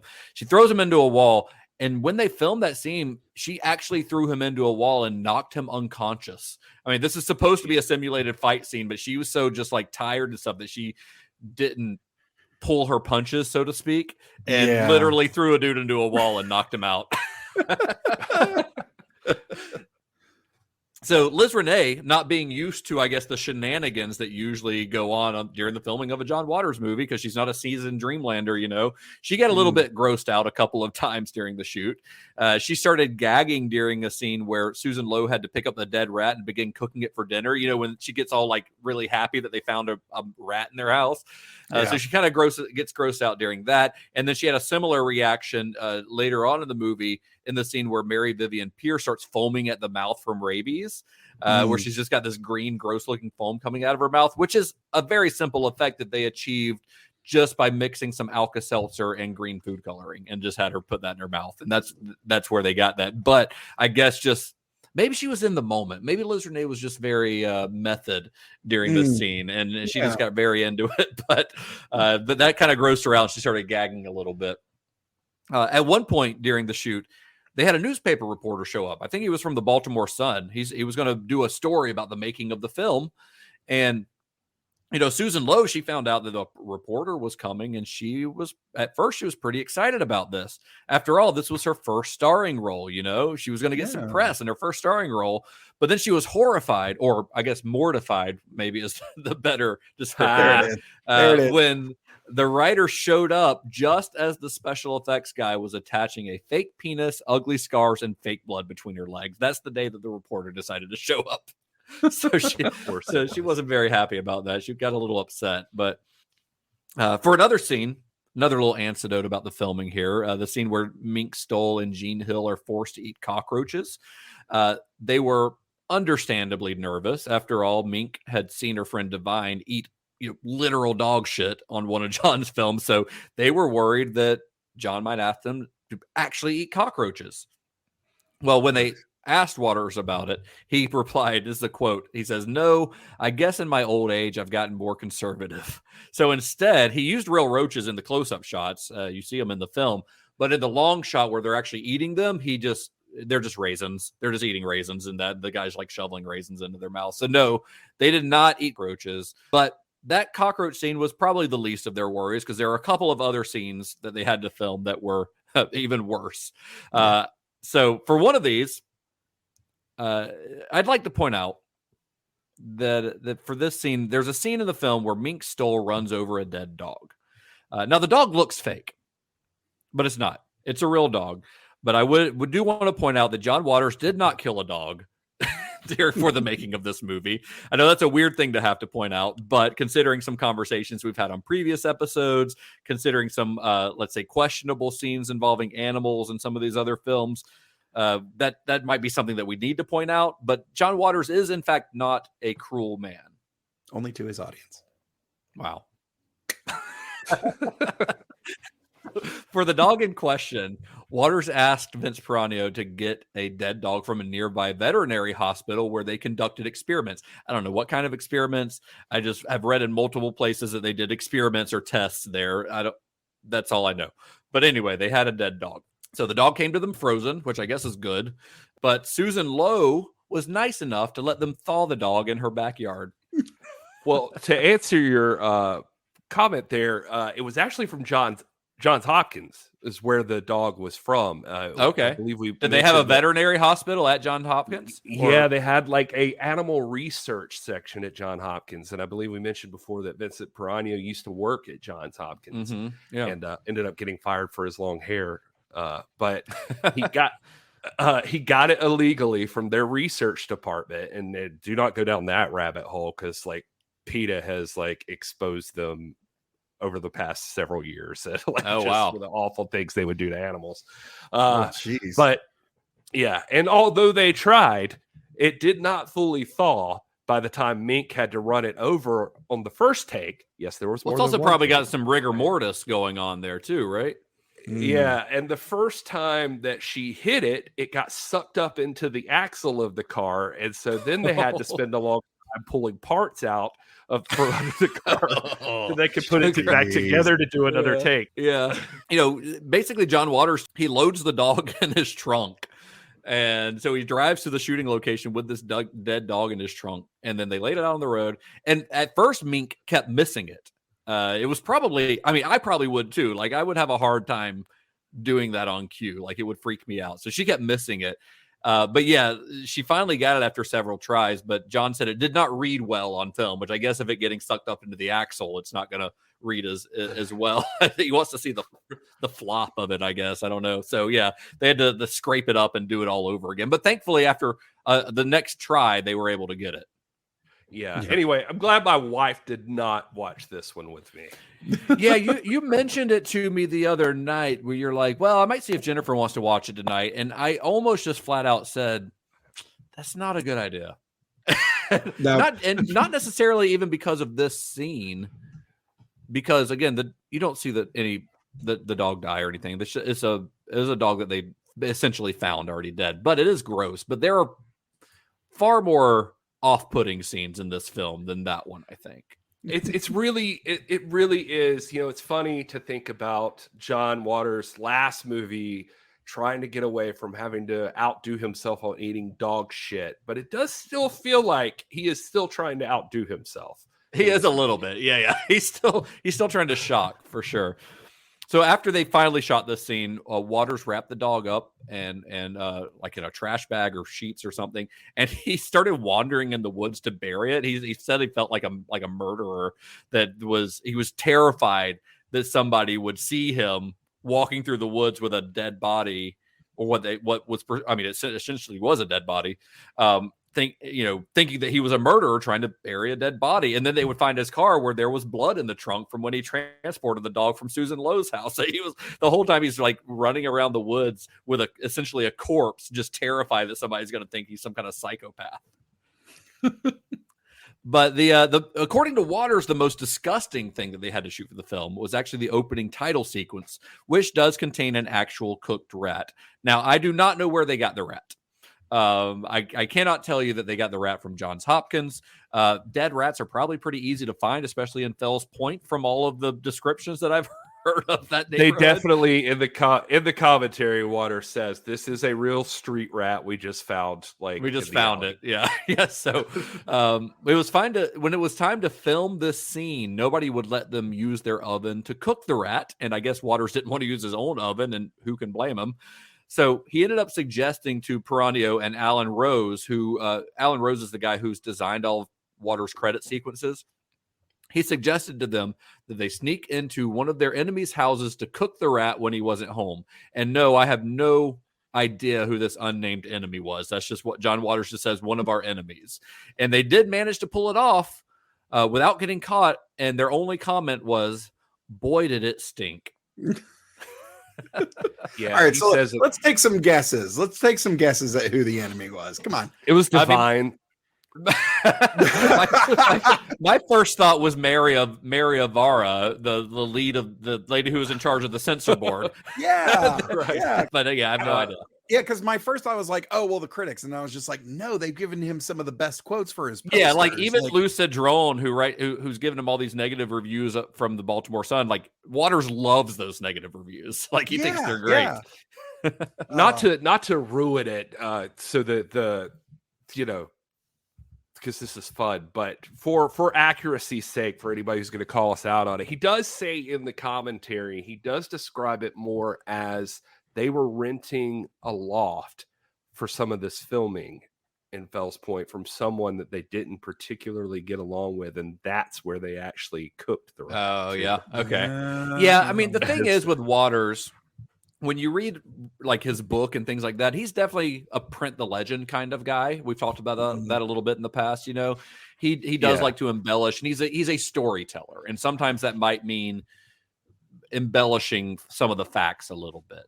Like I just found out from an interview I was reading yesterday. You know, we talked about Mona Montgomery, his first, like his girlfriend, who they would go shoplift and things like that with. And Mona's the one who they broke up when they caught him in bed with a man in their apartment or whatever. And that's how she found out he was gay. But I read an interview yesterday that Mona, and he never mentions this in Shock Value. He just talks about her normally. But Mona Montgomery wasn't even her name.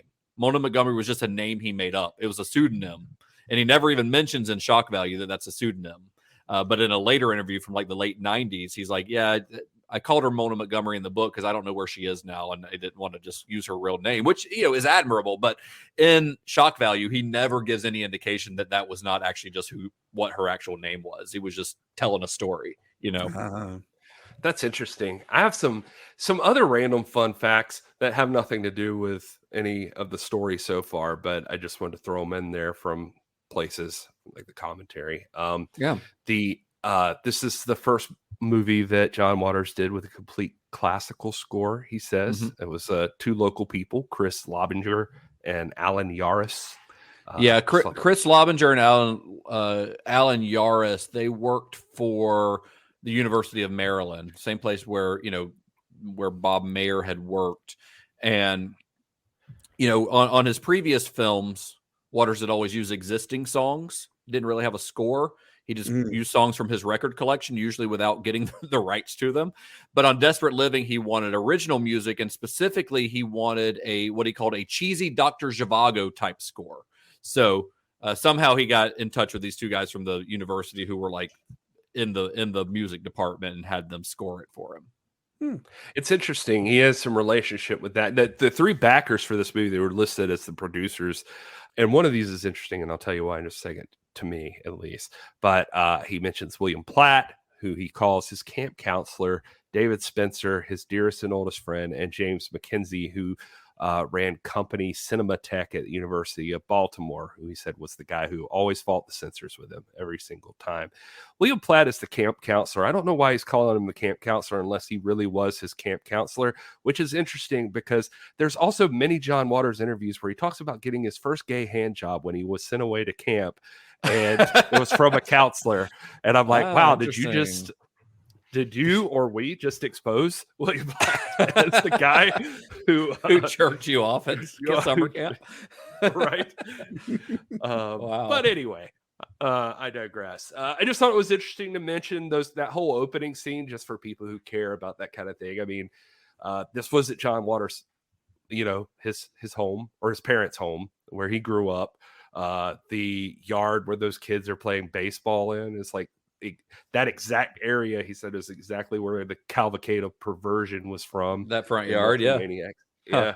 And he said that was his parents' bedroom where Mink is in and yelling from. He said his mom let him break that antique glass window. He still can't believe it to this day.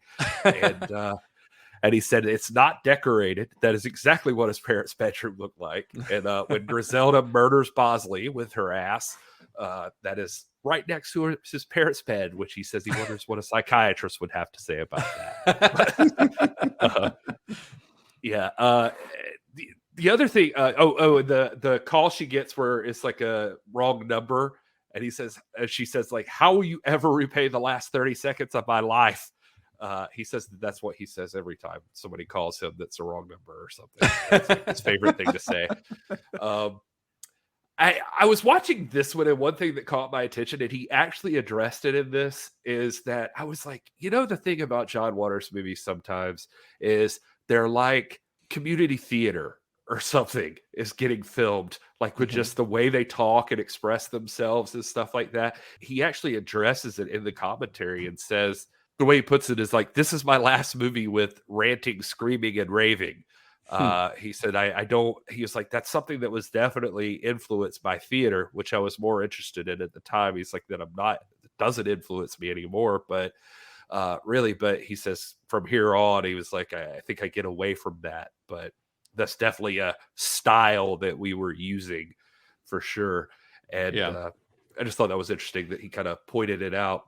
Yeah, he knows. Yeah, that he knows. I wanted to point out that we didn't get away from Charles Manson. There's a portrait of Charles Manson. And Queen Carlotta's. It's Charles Manson. Then there's a portrait of Hitler, and then one other person who I could not place. Do you know who that third one is? Idi Amin, who was like from Uganda, I think is where he was like a dictator there. Like a dictator? Okay. Yeah, Uganda dictator. At one point, Muffy screams, "Squeaky Frob, where are you when we need you?" Yeah. And that's another Manson reference. Frob. Yeah, that was a Manson person. The one that tried to assassinate Gerald Ford in 1975. The other thing I wanted to mention is the dead bum at the beginning when they first find their apartment that they're going to stay in. Meek or Griselda. Actual dead body? Yeah, actual dead body. They got from the no. I'm just kidding. It was they got it frozen. They got it frozen from John Hopkins. It was Pat Moran's father-in-law, and he just agreed to come in. They just killed him. he died 2 days before. He was not really dead, but he made a point on the commentary. He was like, literally, just the other day, he apparently asked Pat, "Did that John ever get a job?" Did that John ever get a job? I love it. You'll also be happy to know that no actual wrestlers or wrestling moves were harmed in the making of this film. You mean they didn't bring in some consultants to teach them how to actually wrestle? So far as I know, the high heel to the eyeball is yet to be used. No, but thank yet. you, Mr. Waters. Thank you, Mr. Waters. It was only a matter of time until I was subjected to harsh eyeball violence. Yep. I'd almost be disappointed if it didn't happen at some point. Harry does not. Susan Lowe's outfit in that with the toothy vagina on the front of it. That's some of Vance Smith's best work, I think. That thing is the line that Queen Carlotta says, where like she tells them to take them in front of the the Ugly Brigade or something. I can't remember something what the like line that, is. Yeah, but it came from a review and somebody had said that about Van Smith's work, that he must be a part of the Ugly Brigade or something. It was something like that. But no, I was going to point out that I did an interesting rabbit hole. I did go down curious about the wrestling scene. John Waters is a wrestling fan. So he actually was interviewed for the autobiography for wrestling legend Gorgeous George, and says that Gorgeous George was a huge influence on him as a kid and Divine for the look and their style and their overall attitude. I can see that. He says he was spellbound by Gorgeous George on TV as a kid. He was what he called, quote, an apparition of queeniness. He said all at the same time his parents and friends would be yelling insults at this lacy freak who they loved to hate but ended up just loving. And supposedly Gorgeous George's picture is still on his bedroom wall to this day. I love it. I love that. I mean, Gorgeous George has that very like high camp thing that John Waters does, so that honestly makes a lot of sense. I would not peg him as a wrestling fan because everything I've heard about him, he like abhors sports in general, but I guess wrestling is more on the entertainment side of things than what he considers a sport, because it's very theatrical and that makes sense. So once filming had wrapped, Waters and Charles Ruggiero, who was the editor he'd worked with on Female Trouble, they spent 10 weeks editing the film in Ruggiero's basement. And then once post-production was complete, Waters set about planning his big Sneak World premiere, which would once again be held in a rented theater at the University of Baltimore. Oh, and the censor board. We haven't talked about them yet on this episode, but for the first time on a Waters film, they were not an issue at all. This is the first time ever he hasn't had to battle the censor board.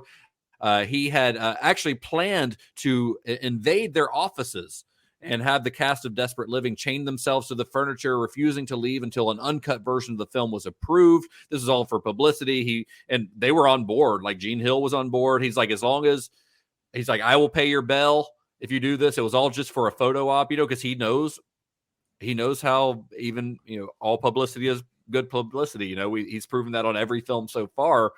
But just before their scheduled screening of the film, the newly elected Maryland governor officially disbanded the censor board, so it no longer exists. This happens like days before they're supposed to have their Desperate Living go before the censor board. The governor cuts the censor board and disbands it forever.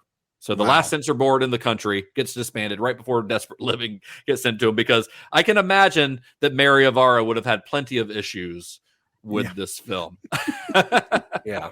Trying to think of what she could have possibly found. Yeah. So prior to the film's premiere, the Baltimore Sun created a lot of advanced interest in it by putting a group shot of the entire cast and crew on the cover and running an article on the making of the film, which said, Walter cultivates sleaze like a rare orchid. He is to Baltimore what Ingmar Bergman was to Sweden, which I am sure he absolutely loved that quote. To promote the screening. Yeah, because he's a Bergman fan for one thing, but also to be compared to him and to say cultivate sleaze like a rare orchid, that's a great turn of phrase. Anyway, that's a turn of phrase that John Waters would appreciate. Reviewers were a different breed. They were early on. They were. To promote the screening, the Dreamlanders once again circulated flyers all around town, and the hometown premiere was once again a huge success, even if some of the local critics were still not fans of Waters or his films. Lou Cedrone, who we've already mentioned on this episode, but we've mentioned him on I think all of these episodes so far. He was a critic for the Baltimore Evening Sun. He wrote, Waters is a little bent. No, he's twisted, maybe even broken. If you are amused by vomit, blood, cannibalism, cruelty to children, and rats served as dinner, you may want to see the film. It would be fun as low camp if it wasn't so sick. R.H. Gardner, writing for The Sun, another Baltimore paper there, the Baltimore Sun, said, personally, the most charming and inoffensive of men, John Waters specializes in works of an unbelievably gross and offensive nature. No other contemporary filmmaker has presented the human race in so disgusting a light. Waters' characters are not simply hideous, they affront the soul. They exude the aroma of outside toilets. They achieve a grotesqueness for which the adjective repulsive leaves something to be desired. And yet, Baltimoreans flock to see the film, and I don't doubt the same thing will happen in New York.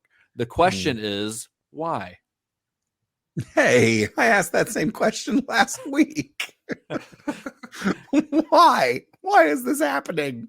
Poor Todd. Oh. Todd's going to be traumatized by the end of this series, I feel like. I saw you put on your Letterboxd review that you couldn't wait to just see what Todd felt after watching. How much Todd hated this movie. So those are some of the local reviews that the film received there in Baltimore. I am curious, though, how reviewers on the internet have treated it.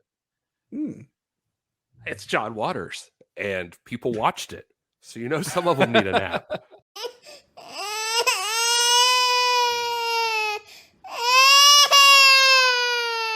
Yeah. I will say, for Desperate Living, it is not nearly. It is probably because this is one of the harder ones to find, but it's not the one you hear mentioned ever with John Waters, and I'm sure we'll talk about all that. But it's there were not as many reviews, like just legitimately. I was about to say there's probably less reviews in general because less people have seen it in general than some of his other films because of its availability. Yeah, and so honestly, I got through looking at the 1 stars pretty quick. I think I even skipped into like 1.5 star territory for this guy. Oh, whoa, yeah. What? Or maybe it's just a better film. Or whoa, that is a thing. That is a logical assumption of a thing that could happen. Going to be quick and easy since they're less than normal, but I think I got some good ones here. How about 1 star from Xavier, who says, one more filthy movie from John Waters' perverted mind. It's the most trashy with mediocre acting, cheap cardboard settings, most unrealistic fairy tale-like story, and bizarre situations degrading of humans. I failed to see the art involved here, and for me, it was a waste of time and my hard-earned money. Straight to the point, Xavier. Well done. At least he finished it. Yeah, I like it. He went right through the whole movie, it sounds like. Yeah. Zuki here, 1 star, says in their review, 1 star for the kid in the fridge. Yeah, John Waters said that the casting the kid in the fridge was one of the hardest casting things he had to do because he had to find somebody who would allow their kid to be put in the fridge. He was like a kid of a friend, you know, but they did 2 takes, and basically they just, right before the cameras rolled, they shut the fridge, and then Liz Renay opened the fridge and, you know, caught him on the way out. And so the kid, you can see the kid freaking out in the movie, but I don't think they traumatized him or anything. Like, the kid's fine. But a lot of people accused him of like child, you know, cruelty or whatever because they put the kid in the fridge. But it's not like they were keeping the kid in the fridge the whole time. Like, the kid was in there for 2 seconds before the cameras rolled, and then he was out. So it was just enough to shoot the scene, but nothing more serious than that. I had to think that the kid was not an actor, though. So I was like, him freaking out is real. That's yeah. He was not playing a role.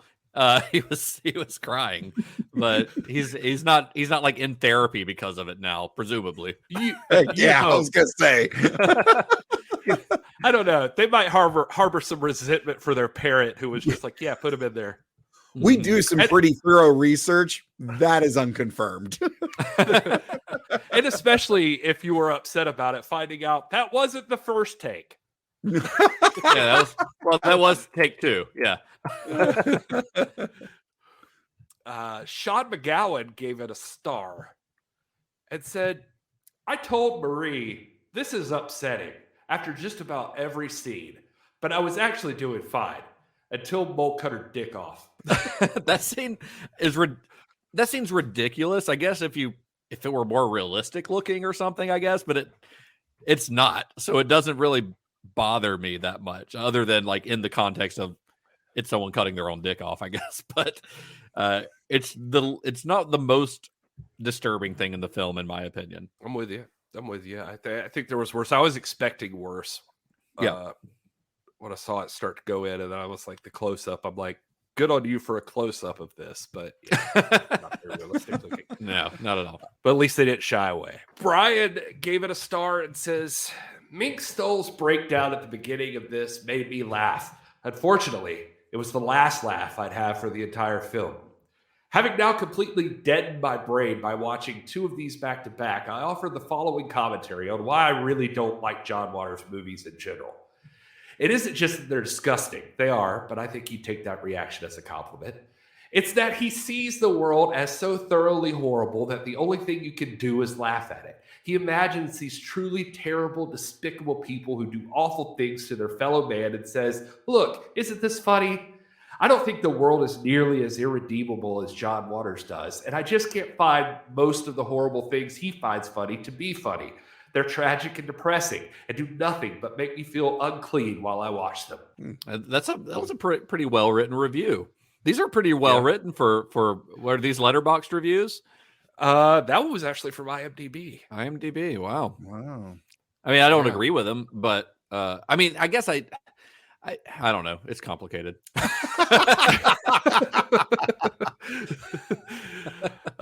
When you hear John Waters talk as a human being in interviews, he doesn't seem like that's his outlook on life. Exactly. Yeah, for sure. That's kind of what I was trying to get at. I just didn't know how to articulate it. Cake Kitty 69 gave it 1 star.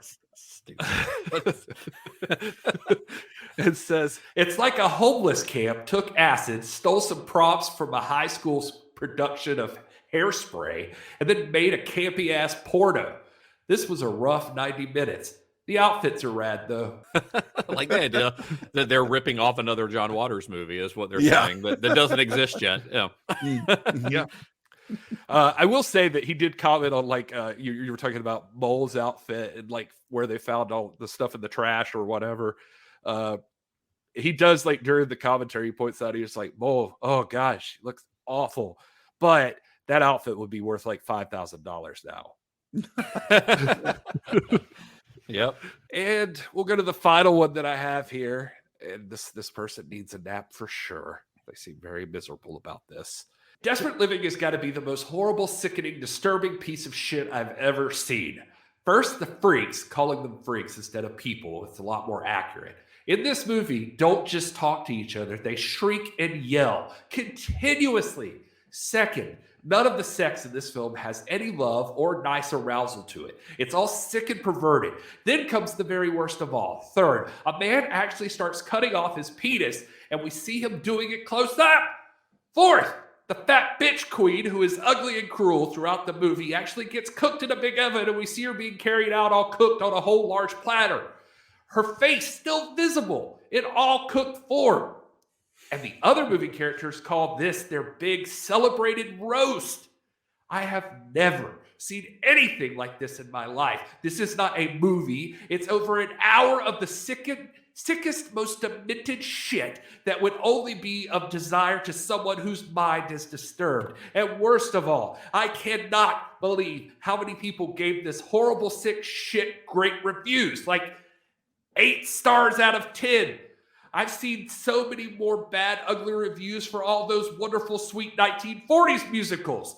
Till the Clouds Roll By, which a lot of people call saccharine and annoyingly sickly sweet, than I have for this sick, disturbing trash. That says just something right there about the mentality of people in today's society. People are a different species in the 21st century than they were in the 30s through the 50s. That's got big old man yells at cloud energy going on there. And old men need naps, Justin. Wow. So imagine the most offensive thing in this movie to you being the Queen Carlotta cooked into like a turkey at the end of this. Like, of everything in this movie, that's the thing that you take so much offense to.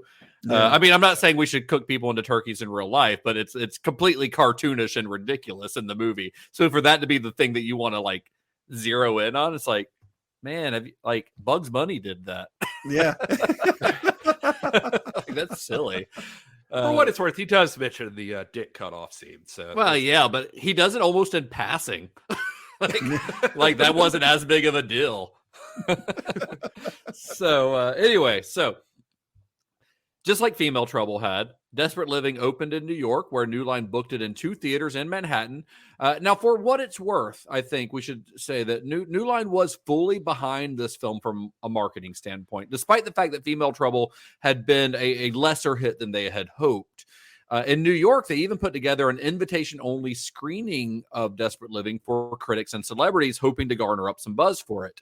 But that didn't quite go as planned. According to Waters, the critics for Good Housekeeping walked out within the first 10 minutes. Now, why you would invite the critics from Good Housekeeping to Desperate Living, I don't know. I don't know what they were expecting, but that doesn't seem like a great idea.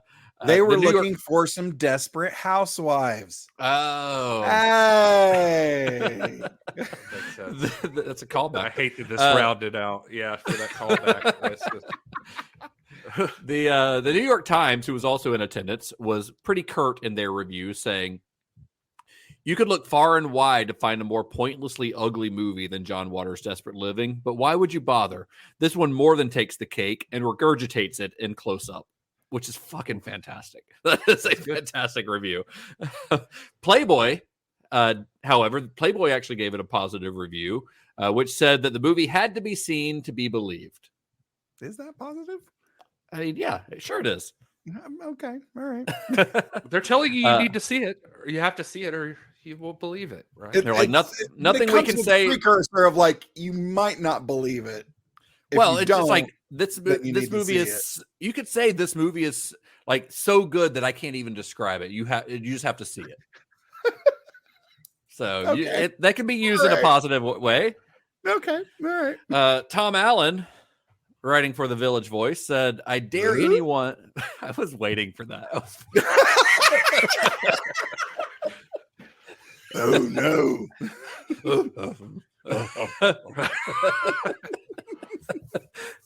I was just waiting for one of y'all to do that, honestly. So Tom Allen said, "I dare anyone not to take John Waters seriously after Desperate Living. This film is a triumphant example of the most vital bad taste in America."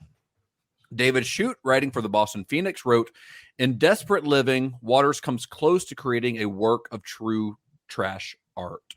So clearly, like the movie isn't like, it isn't for everyone. Obviously, it has people who are very big fans. There are some people, in fact, that there are a lot of like hardcore John Waters fans who would consider Desperate Living their favorite John Waters movie. But it is clearly a movie that is only for particular tastes. So I guess my question now for the two of you, since I know this was the first time either of you had seen this movie, what did you think of Desperate Living? Gary, do you want to go first?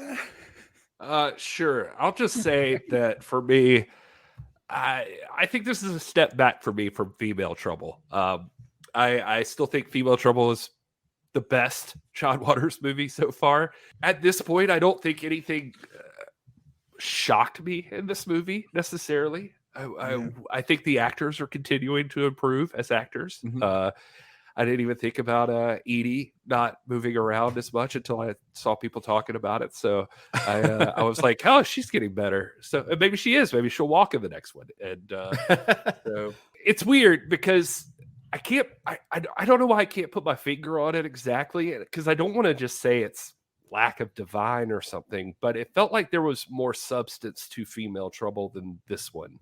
And this one just felt more just, I guess, a couple of movies back. Like we were just trying to shock, and there was less, I don't know, depth to it, I guess. But although I know that he had intentions on what he was criticizing and satirizing, authoritarianism and all of that stuff, but it just, I don't know, it felt a little flatter to me than the last one, so I was kind of bummed about that part.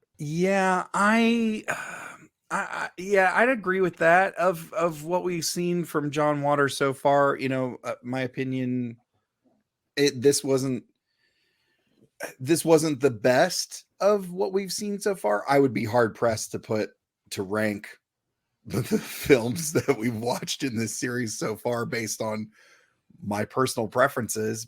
I even said it at the top of the show where Waters described it. Its target audience is neurotic adults with the mentalities of 8-year-olds, dealing with mental anguish, penis envy, political corruption, all of that stuff.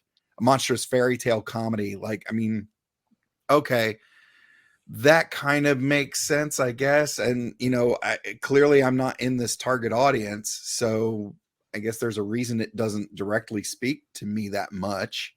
But I think, because Justin, you've done an amazing job here of curating and distilling down for us from multiple sources things that John Waters has written over the years, things that have been written about John Waters over the years. And I think looking at this is a little bit of a weird comparison, but hang with me for a second. It made me think of Alan Moore's Watchmen. And the reason he wrote Watchmen the way that he did was because he wanted to show what was doable on the comic page as opposed to film or television. Mm-hmm. Now, when Zack Snyder made his film version and stayed very, very true to that script, the debate about whether or not it's good or bad or whatever, but when they are quite literally reading the lines from the book, it doesn't quite sound right. And I think that might be, maybe I'm grasping at straws here, but maybe there's something that's not necessarily translating from the written word to screen. We've already discussed, like, the actors are not the best. They're not, classically trained actors or anything, but like there's something that may not be making that transition over. I think that would assume that John Waters is going for realism here, which he absolutely isn't. He hasn't gone for realism really in any of his films. And his films from here on out will become even more and more stylized because he can afford to stylize them more. He's going for a real non-reality in all of these movies. So I don't think that John Waters' dialogue is meant to be taken as like any realistic in any way whatsoever. It is very stylized, very grandiose. I will say I've noticed that sometimes John Waters' dialogue, like I could hear him saying it, like as actors are repeating the lines, but they're not repeating it the same way I feel like John Waters meant it. Like, right. Well, I'm here's trying to one think more. of an example, but there was one line in this movie I remember where they were like, you know, you're doing this and such or something. And they said it just like that, but you could tell John Waters meant it in a different way. And it's weird that it made the final cut that's. So here's one thing. I mean, it's not a secret that, for my contributions to what we're doing here, I typically pull from quotes from the movie. I got more laughs. It elicited more laughs of me reading the quotes than I did watching the movie. And I feel like, I mean, we've heard, Justin, you told us stories about, people who, Liz, not a trained actor, but she laughed through the entire script reading. And like, so it hits differently reading it on the page than it does watching it on screen. There's something to that. I mean, this came to me earlier. It's more of a, I wonder if this is why, because clearly this movie didn't do as well. I mean, yeah, it lacked divine, but like there's something in it that just didn't really click for folks, it seems like. Yeah, I'm not sure what that was exactly. I mean, by most measures, Desperate Living is Waters' least successful film. Not only was it the only one he made without Divine during Divine's lifetime, but it seems like the movie does. I mean, granted, you could say this about Pink Flamingos as well, probably more so than Female Trouble, but it seems tailor-made to offend anyone who watches it at some point during its 90-minute runtime. Because with Desperate Living, I feel like Waters took the violence and sheer kind of grossness of his other films to a whole new level. It's a movie, it starts with someone carving up a rat on fine china, like right out of the gate. Here we are. Then over the course of the film, we see, an eyeball getting gouged out with a stiletto. We see a woman Stomped being on smothered after. and stomped on after, squished, and then a woman gets smothered in a bowl of wet dog food. You see, mink cut off their own dick with a pair of scissors, I think it was. And then there are also something that's not in his other films, so there are several sex scenes that are, well, let's say, regrettable to anyone who has watched them. But, when you were young and you were trying to find like for a person my age, you could watch a scrambled cable channel and right, yeah. Like I think I saw a titty. Right.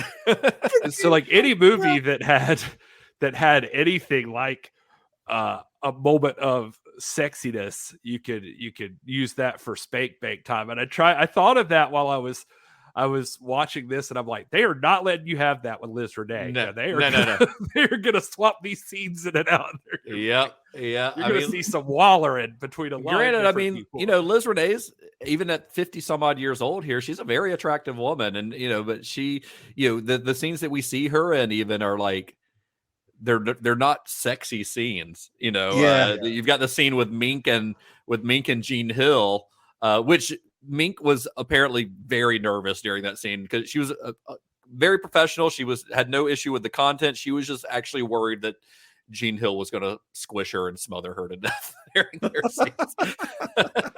I just want to say that the more I sat here and thought about this, like I was like, I don't think it's divine, but then I think there is a part of it that is divine for me. It's really weird. I feel like when we started Multiple Maniacs, that there's a jarring experience going from normal movies into John Waters movies. And then you start to get used to the way that John Waters movies are. And then it feels like Divine has been a huge part of that. Divine might be the best at delivering, I think, everything in the way that you imagine John Waters wants it delivered or what he's I would agree with that. And so then you get to this movie and it doesn't have Divine. I think there is a little something missing without having Divine in this movie. Yeah, I would not argue that. Style. Yeah, because I watched Crybaby, right? But I don't think I thought about Divine that much during, like, say, Crybaby. But then it also doesn't feel like any of these movies. No, and like he does continuously get away from. I mean, this is his last movie where he's going to be the gross shock king. This is the last one where that's what he's going for. Then he moves further and further into the mainstream. Well, I mean, I guess that kind of peaks with Hairspray. But his movies after Hairspray are even I mean, Crybaby, for instance, it stars Johnny Depp. So it's a far cry from what he's doing with Desperate Living here. But, Pink Flamingos of John Waters films, I feel like has the biggest reputation of being kind of nasty and just gross. But I would argue that Desperate Living is the nastier between the two films. But I would also argue that Desperate Living is the funnier of the two films. I think that he has grown as a writer. I think that he has gotten funnier. I still think Female Trouble is the funniest one that we've done so far. But Desperate Living is pretty funny if you're into John Waters' very dark, very twisted sense of humor, which I am. But it's also easily the most ambitious film from this period of his career, whereas all of his other films have kind of just focused on a handful of characters, Dawn Davenport and her friends, or Divine and her family and Pink Flamingos.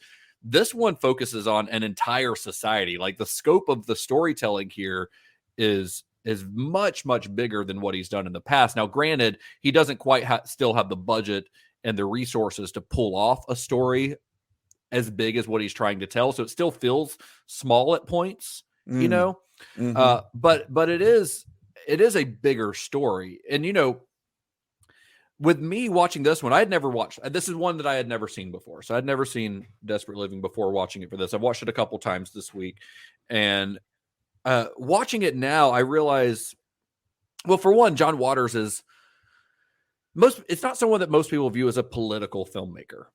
But we have already talked about how his films do purposely push back against the status quo. I mean, we talked about that in Pink Flamingos and Female Trouble. That is a political statement in itself. But a lot of those films, the two that I just mentioned, Pink Flamingos and Female Trouble, these really are, even if people don't see them as political, because he is doing, especially what was at the time, in the late 60s, early 70s, what was very much against the status quo. This is almost the cinematic equivalent of like Rage Against the Machine saying, "Fuck you, I won't do what you tell me."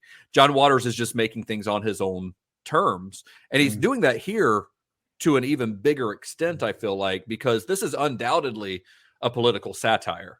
I mean, there's no denying that. It's not subtle at all. It's very blatantly a political satire. It's very confrontational as a political satire.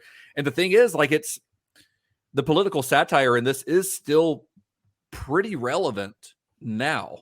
Like, if you watch it with modern eyes, obviously this is not anything that John Waters intended or knew, but you've got Queen Carlotta, the villain, Edith Massey's character. She's feasting on marshmallows and pizza in her castle while her subjects live in cardboard shacks and eat rats if they are lucky enough to find them on the floor. She declares, what is it she says? She says, "Every word that I utter is to be taken as a direct royal proclamation." She likes to hurl insults at people who she sees as beneath her. Like, Queen Carlotta is sort of a modern politician. Like, she's fucking Donald Trump, like, she just likes to insult people for fun. And Mortville itself is very much like the picture of fascism, including, complete with a uniformed army of enforcers, with her leather daddy army that she's got hanging around her. I read an article about his camp that he did, or does, Camp John Waters, and he also talks about the you were making me think of it with Queen Carlotta, the walk backwards thing. He describes in that article separately that he was like, "Oh yeah," he's like, "I remember summer camp well for a lot of things, some of them that aren't PG, which we've discussed." But then he said, "I also remember like one day we did walk backwards day, and you had to walk backwards everywhere. We ate dinner for breakfast, and he was like, for some reason in my mind, it was the most surreal day of my life." And so that's he ended up using that here, obviously. Well, yeah, and basically the way he's using it here is that Queen Carlotta, who is in a position of power, is using that power just solely to entertain herself, and for no other reason than to be cruel and to entertain herself. Like, that's what she's doing. She is declaring class warfare on everyone else in Mortville, basically. But in the end, there is a happy ending. The citizens of Mortville revolt against the queen, and by the time the credits roll, Mortville is free, and its citizens are quite literally eating the rich. I mean, that's what he's doing at the end. So, like, this is a movie with a point of view. Now, I do think that because of the way the movie's made, because it is gross and it is dirty and filthy, that people have a tendency to not see the satire as clearly. Some of John Waters' later films, especially starting probably with Polyester and Hairspray, the satire is a lot more clear. But I think people have a harder time seeing that in these early films because they're only focusing on the filthy stuff, you know. But if you look at this film as a story about revolution, it's as much a story about revolution as V for Vendetta is, or about the Matrix. It's about the people of this town who have been repressed for their whole existence here, rising up against the rich people and overthrowing them. Basically, I mean that's what this is about.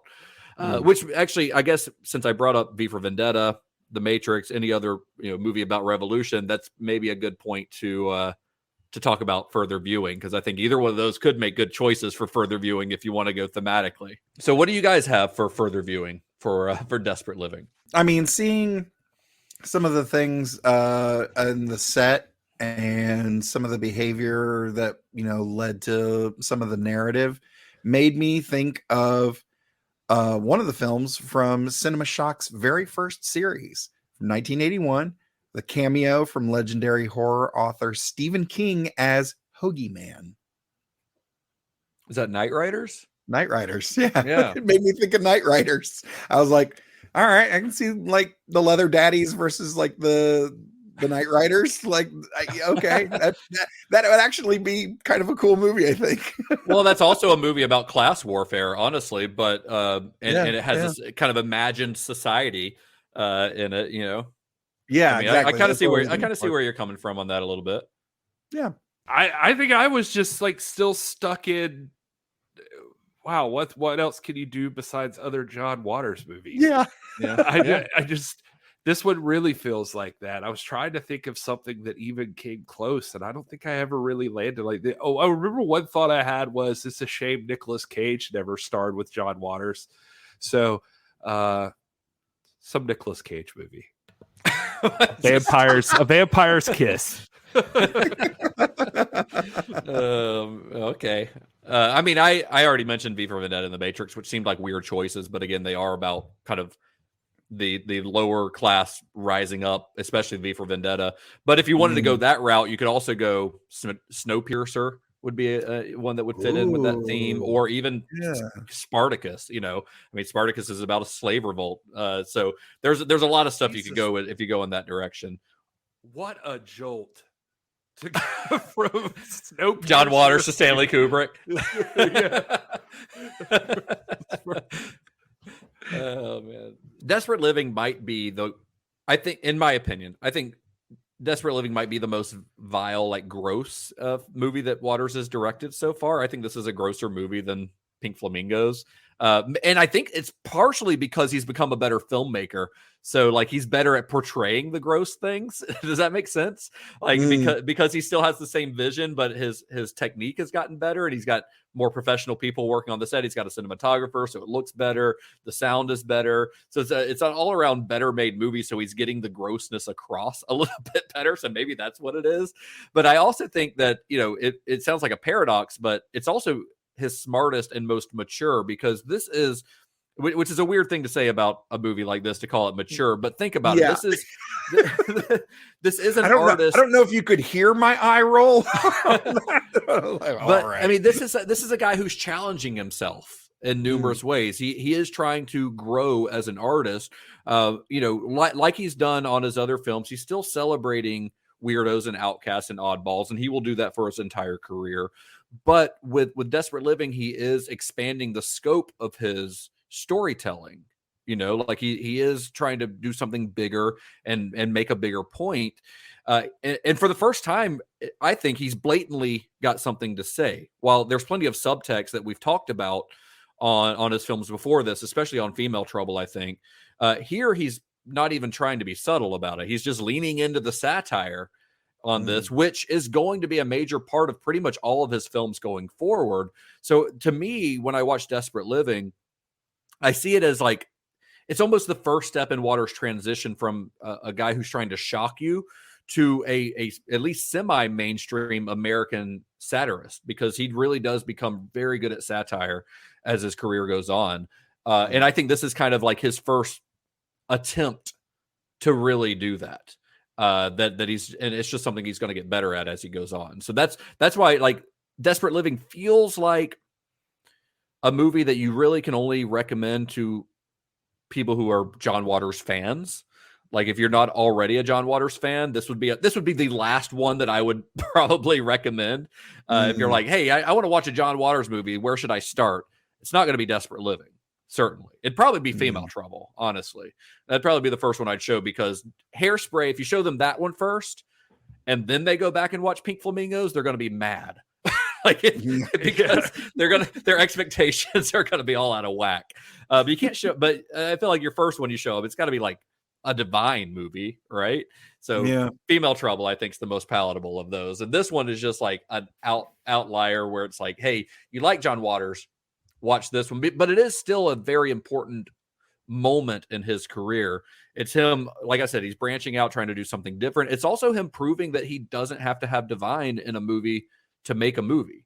He doesn't have to lean on that, which obviously he's made quite a few successful movies without Divine later on. But this is also his first, he was forced to do it basically, but it is his first time trying to prove that, hey, I'm not just the guy who makes Divine movies. I am a filmmaker. And, because even the movies with Divine, even though Divine was the one becoming famous, it was all John Waters' voice throughout those movies, Desperate Living did not do very well financially.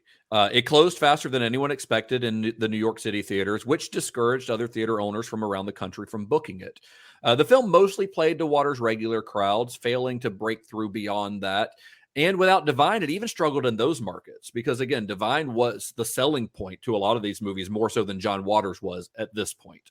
And to this day, Desperate Living seems to be the most obscure and least seen of Waters' early films. And as of this recording, it still doesn't even have a Blu-ray release. I had to get it on DVD, like an old DVD that I had to get, or you can find it streaming, but it's never been released on Blu-ray.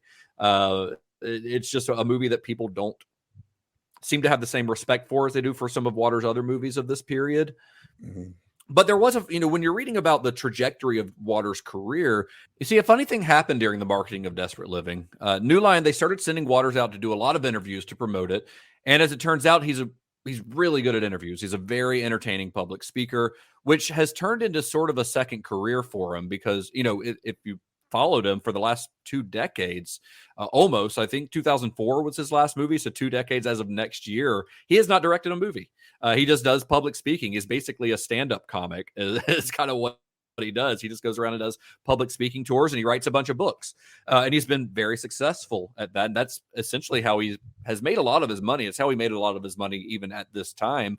And Desperate Living was kind of where that turn in his career was made. He started, this is around the time that he first went to Europe, and he starts developing more expensive tastes. He stops dressing in thrift store clothing and starts dressing in silk shirts because he starts schmoozing with people in Baltimore that aren't just like the barflies in Fells Point, but with like city council politicians. He starts helping the Baltimore Film Festival get going and curating that. Like this is when this is almost like the time of his career when the sort of cult of John Waters, not the John Waters movies, but that cult of personality around John Waters starts to exist. That's when this starts happening. So like he is inching little by little towards the mainstream.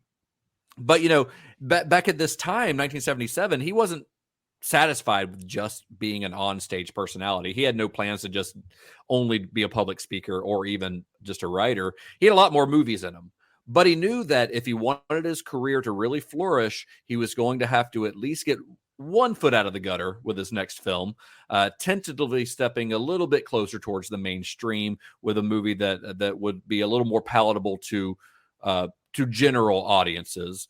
And he also knew that he needed his leading lady back.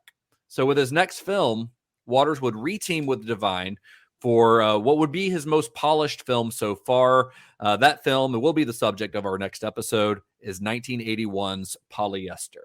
Well, anyway. That's all we have for today, folks. Fellas, you want to tell our listeners where you can be found on the internet? Well, I am at This Is Gary Horne on Instagram and Twitter. If you like wrestling, I host This Is Pro Wrestling at This Is Pro Wrestling on YouTube and at TIPW Show on Instagram. I also work with the National Wrestling Alliance, and you can access all their links in their bio on Instagram at NWA. And I'm still working my way through the entire Star Trek franchise in chronological order for now. On my show, Computer Resume Podcast, available now wherever you get your podcasts, and on all of the socials at Computer Resume. I'm at Mr. Todd A. Davis on Facebook, Twitter, Instagram, Letterboxd, and D&D Beyond, as long as they behave themselves. I'm curious about that very mysterious "for now" that you threw in there. Is this just because the writer strike and actor strike are going to mess up Strange New Worlds and stuff? Yeah. Some changes. There are going to be some changes coming to the format. I'm pretty sure we warned you about this when you started this show 2 years ago. Yeah. That's what happened. I was like, I'm going to be able to shuck and jive around it and just, we're going to have to just face it head on and make some changes. Yeah. Well, I am at Justin_Bishop on Instagram, Twitter, Letterboxd, Threads, whatever. It's the same on all of them. I just joined Blue Sky. I haven't done anything on it yet, but I am on Blue Sky. So the show is at cinema_shock on Instagram and Twitter. Check out all of our episodes as well as the links to our Discord channel and our merch at cinemashock.net. As always, like, rate, review, and share us with anyone you know in any way that you know how. Until next time, may the wings of liberty never lose a feather. And be excellent to each other. Why did you tell me to come this way, Johnny? You know I hate nature. Look at those disgusting trees stealing my oxygen. Oh, I can't stand this scenery another minute. All natural forests should be turned into housing developments. I want cement covering every blade of grass in this nation. Don't we taxpayers have the keys anymore? Wow, that one's a stretch. I do love that line of dialogue, though. It is a great line of dialogue. I almost hurt myself reaching for that one.